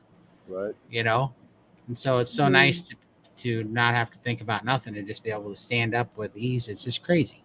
It's really crazy. Yeah. And just in the last 2 weeks, I've been doing this walking workout. And when I went to the shop on the weekend, I was able to stand pretty much all day and help my daughter with the flower market. I've never done that. I always, stand up for 5 minutes, sit down, stand up, sit down. I was always like moving to the chair. I was actually able to stand up and do the work. It was pretty amazing. And that's 2 weeks of just doing a little 15-minute workout video every day. So you heal quickly. You do. You really do heal quickly. It's incredible. And it's incredible how fast it comes. So, I mean, today it's 25, but literally in a month it can be 500. It really does go by that fast. But even if in a month it's only 100, that means you're only a month away from 500 after that. Like, it really doesn't matter. It's really just about, well, like Jordan Peterson would say, you have to have something to aim at, and then you have to know what you want, have something to aim at, and then aim at it. That's all you got to do, no matter how little the steps are. If you're stepping forward, at least you're not going backwards, first of all, because that's what we all did for a long time. We aim at something so big and so steep that we can't do it, and we all end up sliding backwards and just keep slipping off into a worse hole. Where if you just make it gradual, even if it's those 25 steps alone that are just keeping you from going backwards is worth their weight in gold. That makes them 1,000,000 steps by themselves just because you're not going backwards, Yeah. Yeah, I'm too heavy to stand on my vibration plate yet, but I put it under my desk and I just turn it on with my feet on it several times a day. I did that for 2 years, and it's so helpful. Just, just putting it on under your desk. I have it on all the time. I love it, and it helps so much to get that fluid out, and I was able to get up and walk around a little bit easier just by using it. So I know. And how fast did the 2 years go by, Lindy? quickly, for sure. Yeah. So quickly. Time is going by so fast. Like, I remember when we all just did our anniversary episode. Remember that? It just seems like it was a couple weeks ago. And I was like, oh man, I'm at my 1 year. It's going to be so over a half a year ago. Yeah. Yeah. And I was like, it's going to be crazy to see what it's like to be where Lindy's at in 2 years, you know? And we did our 5-day fast 6 months ago, nearly 7 months ago. Crazy. Like, what the? Right. Remember how hard that was? Remember how hard the 5-day fast was and what a big thing it was? Yeah. Yeah. And now I'm doing 2 7-day fasts a month. I mean, that's what I'm saying. That it really does. Man, those muscles build quickly. You know, I remember when we did our anniversary special, I was thinking, I can't imagine where I'm going to be at when I can't wait to see where I'm at when in 2 years, like Lindy, you know, well, that's like 4 months away. You know, it's not far. I'm going to be blinking an eye and I'm going to be at 2 years and you're going to be at 3 years, you know, before you know it, you're going to be at 5 years, you know, like it goes by so quick. Yeah, as long as all you got to do is stop the descent into hell. You know, you stop the descent in hell. It's pretty incredible. Yeah. Yeah, and I just remember I didn't think I was ever going to get here at all. It just seemed like such a long road ahead. But now that I'm looking back, it has happened very quickly. So, yeah, just day at a time. If you sit on the rebounder at bounce, it only looks silly. Not only looks silly, but you can get a burn in the abs. Sorry.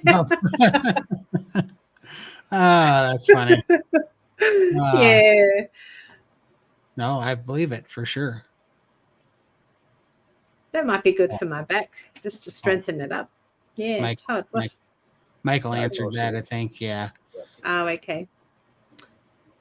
I keep reminding myself that on land I can only walk about a dozen steps on a good day. So to be able to work out in the pool for an hour, I'm doing well. For sure. Yeah.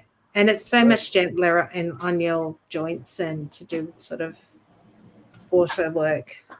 Yeah. I mean, 20 months ago, I would have to sit in that damn chair and plan how I was going to get unhooked from my oxygen, get to the kitchen.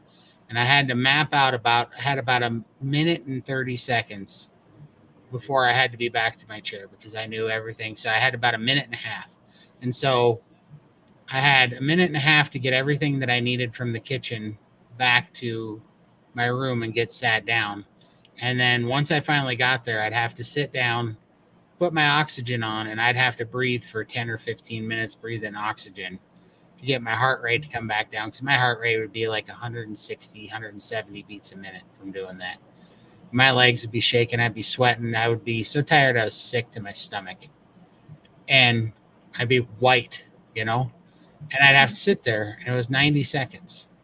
And before I could do it again, I would have to plan for hours. Like that would wear me out. Usually I would have to take a nap or something for an hour and a half before I could even do that again. Because my oxygen was so bad, I was tachycardia, or I had whatever you call it. I had a resting heart rate of over 100 beats a minute. And so it would take me half of a day to get the courage up and the think about it and plan for making another 90-second trip, you know? So that was just 20 months ago. And now I have a stupid exercise routine that I would have never thought that I could do. And I'm sitting here thinking, what is it going to be like in a year if I can do this now? You know? Yeah. Like it's crazy, you know? Like I think I don't know for sure, and I'm not going to put a bunch of pressure on it, but I think before the end of the year, my damn scale will finally be starting with a 3 on it, which is going to be insane, you know? I can't even imagine that. I'm 51 pounds lighter than I was even in Texas right now, you know? And so it adds up. It comes around. And so that compounding penny, it takes a little while, and you don't think that you're making any progress, but you're making more progress than you could ever imagine, you know? And so you just got to keep the course. And that's why our topic tonight is consistency, you know, and humbling yourself to be able to do the smallest of things consistently, because those compound into the biggest results you could hope for. I mean, it really is the miracle pill we're all looking for. The miracle pill is consistency and compounding results, you know? Yeah.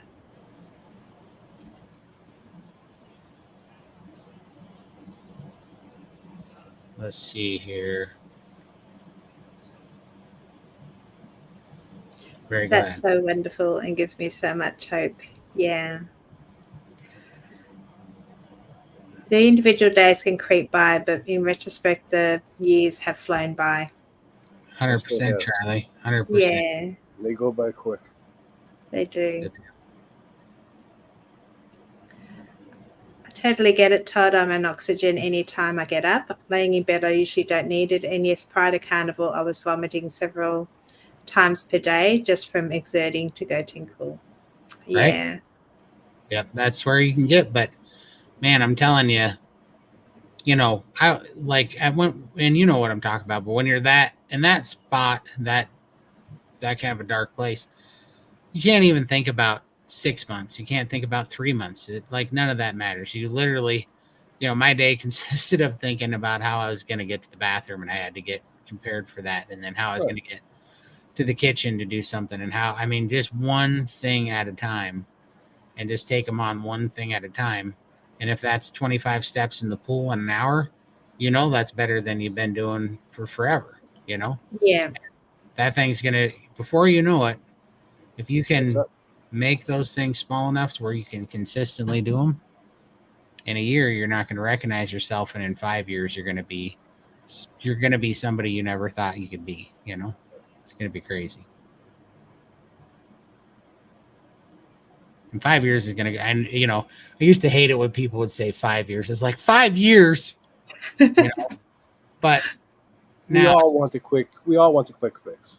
right. And, That's and what there is no such thing. Nope. It's like Chafee says, you walk 10 miles in the woods, you got to walk 10 miles out. That's just the way it is. Yeah. Everything takes time. It does take time.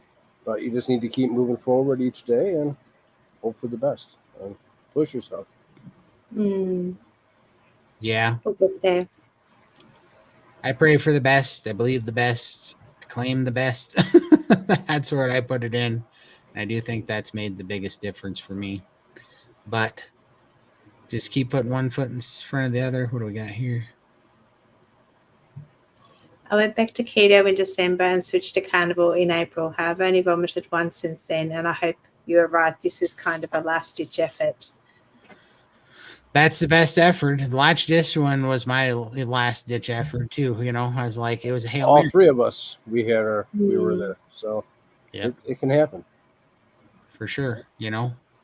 And that's what's so funny. In retrospect, I look at it, and that stuff has made such a big impact on me now, because you look at, like, you know, I know I say Jordan Peterson's name about 1,000 times, but that guy, I leaned on that guy and, you know, my Bible, my faith all the time when I was starting this thing, and he would always, you know, talk about making those humbling yourself to make the tiniest of consistent changes that will change your life. And I look back, and I didn't know that I was doing that at the time, but that's exactly what happened. I made the changes, and I had to deal with the things that I had to deal with at the level that I was at. And it sucked. And it was humiliating and embarrassing and all those things. Very humbling. There's no pride in it at all. But it is the thing that worked, right? None of my biggest grandiose plans worked, right? None of those things worked. This worked. And it was the exact thing that the Bible and Jordan Peterson talk about. It's quite incredible, and that's exactly what worked. Yeah. One day at a time and consistency. Good stuff. That's the way. For it's sure. a secret. I was on a medication for high blood pressure, now on none. Congratulations, Diana. It's awesome. It's awesome. Congratulations. Yeah. For sure. It's ours. It's paid for. You're welcome, Tamara. You guys are awesome. Appreciate y'all. Yeah, Jordan Peterson's awesome. Hopefully we'll see Todd on there very soon. Someday I'd love to meet him. That guy. Yeah, you'd love that. I've been listening to him forever. It's on his wish list. Good job. We all are here. Our hair is to it's our birthright to be healthy and healed and prosper for sure. 100%. Thank you guys. Heroes. There we go. Heroes. Oh, I thought you were saying heirs. I gotcha. Now I get it. Perfect. Well, thank you guys. We love all of you. And we will see you next Sunday. We made it another 3 hours. I like this show. I think that was a good topic, and I want to do more like that. So excellent. Yeah. Thank you. Have a great week, everybody. Have a great weekend. Take care, everybody. See ya.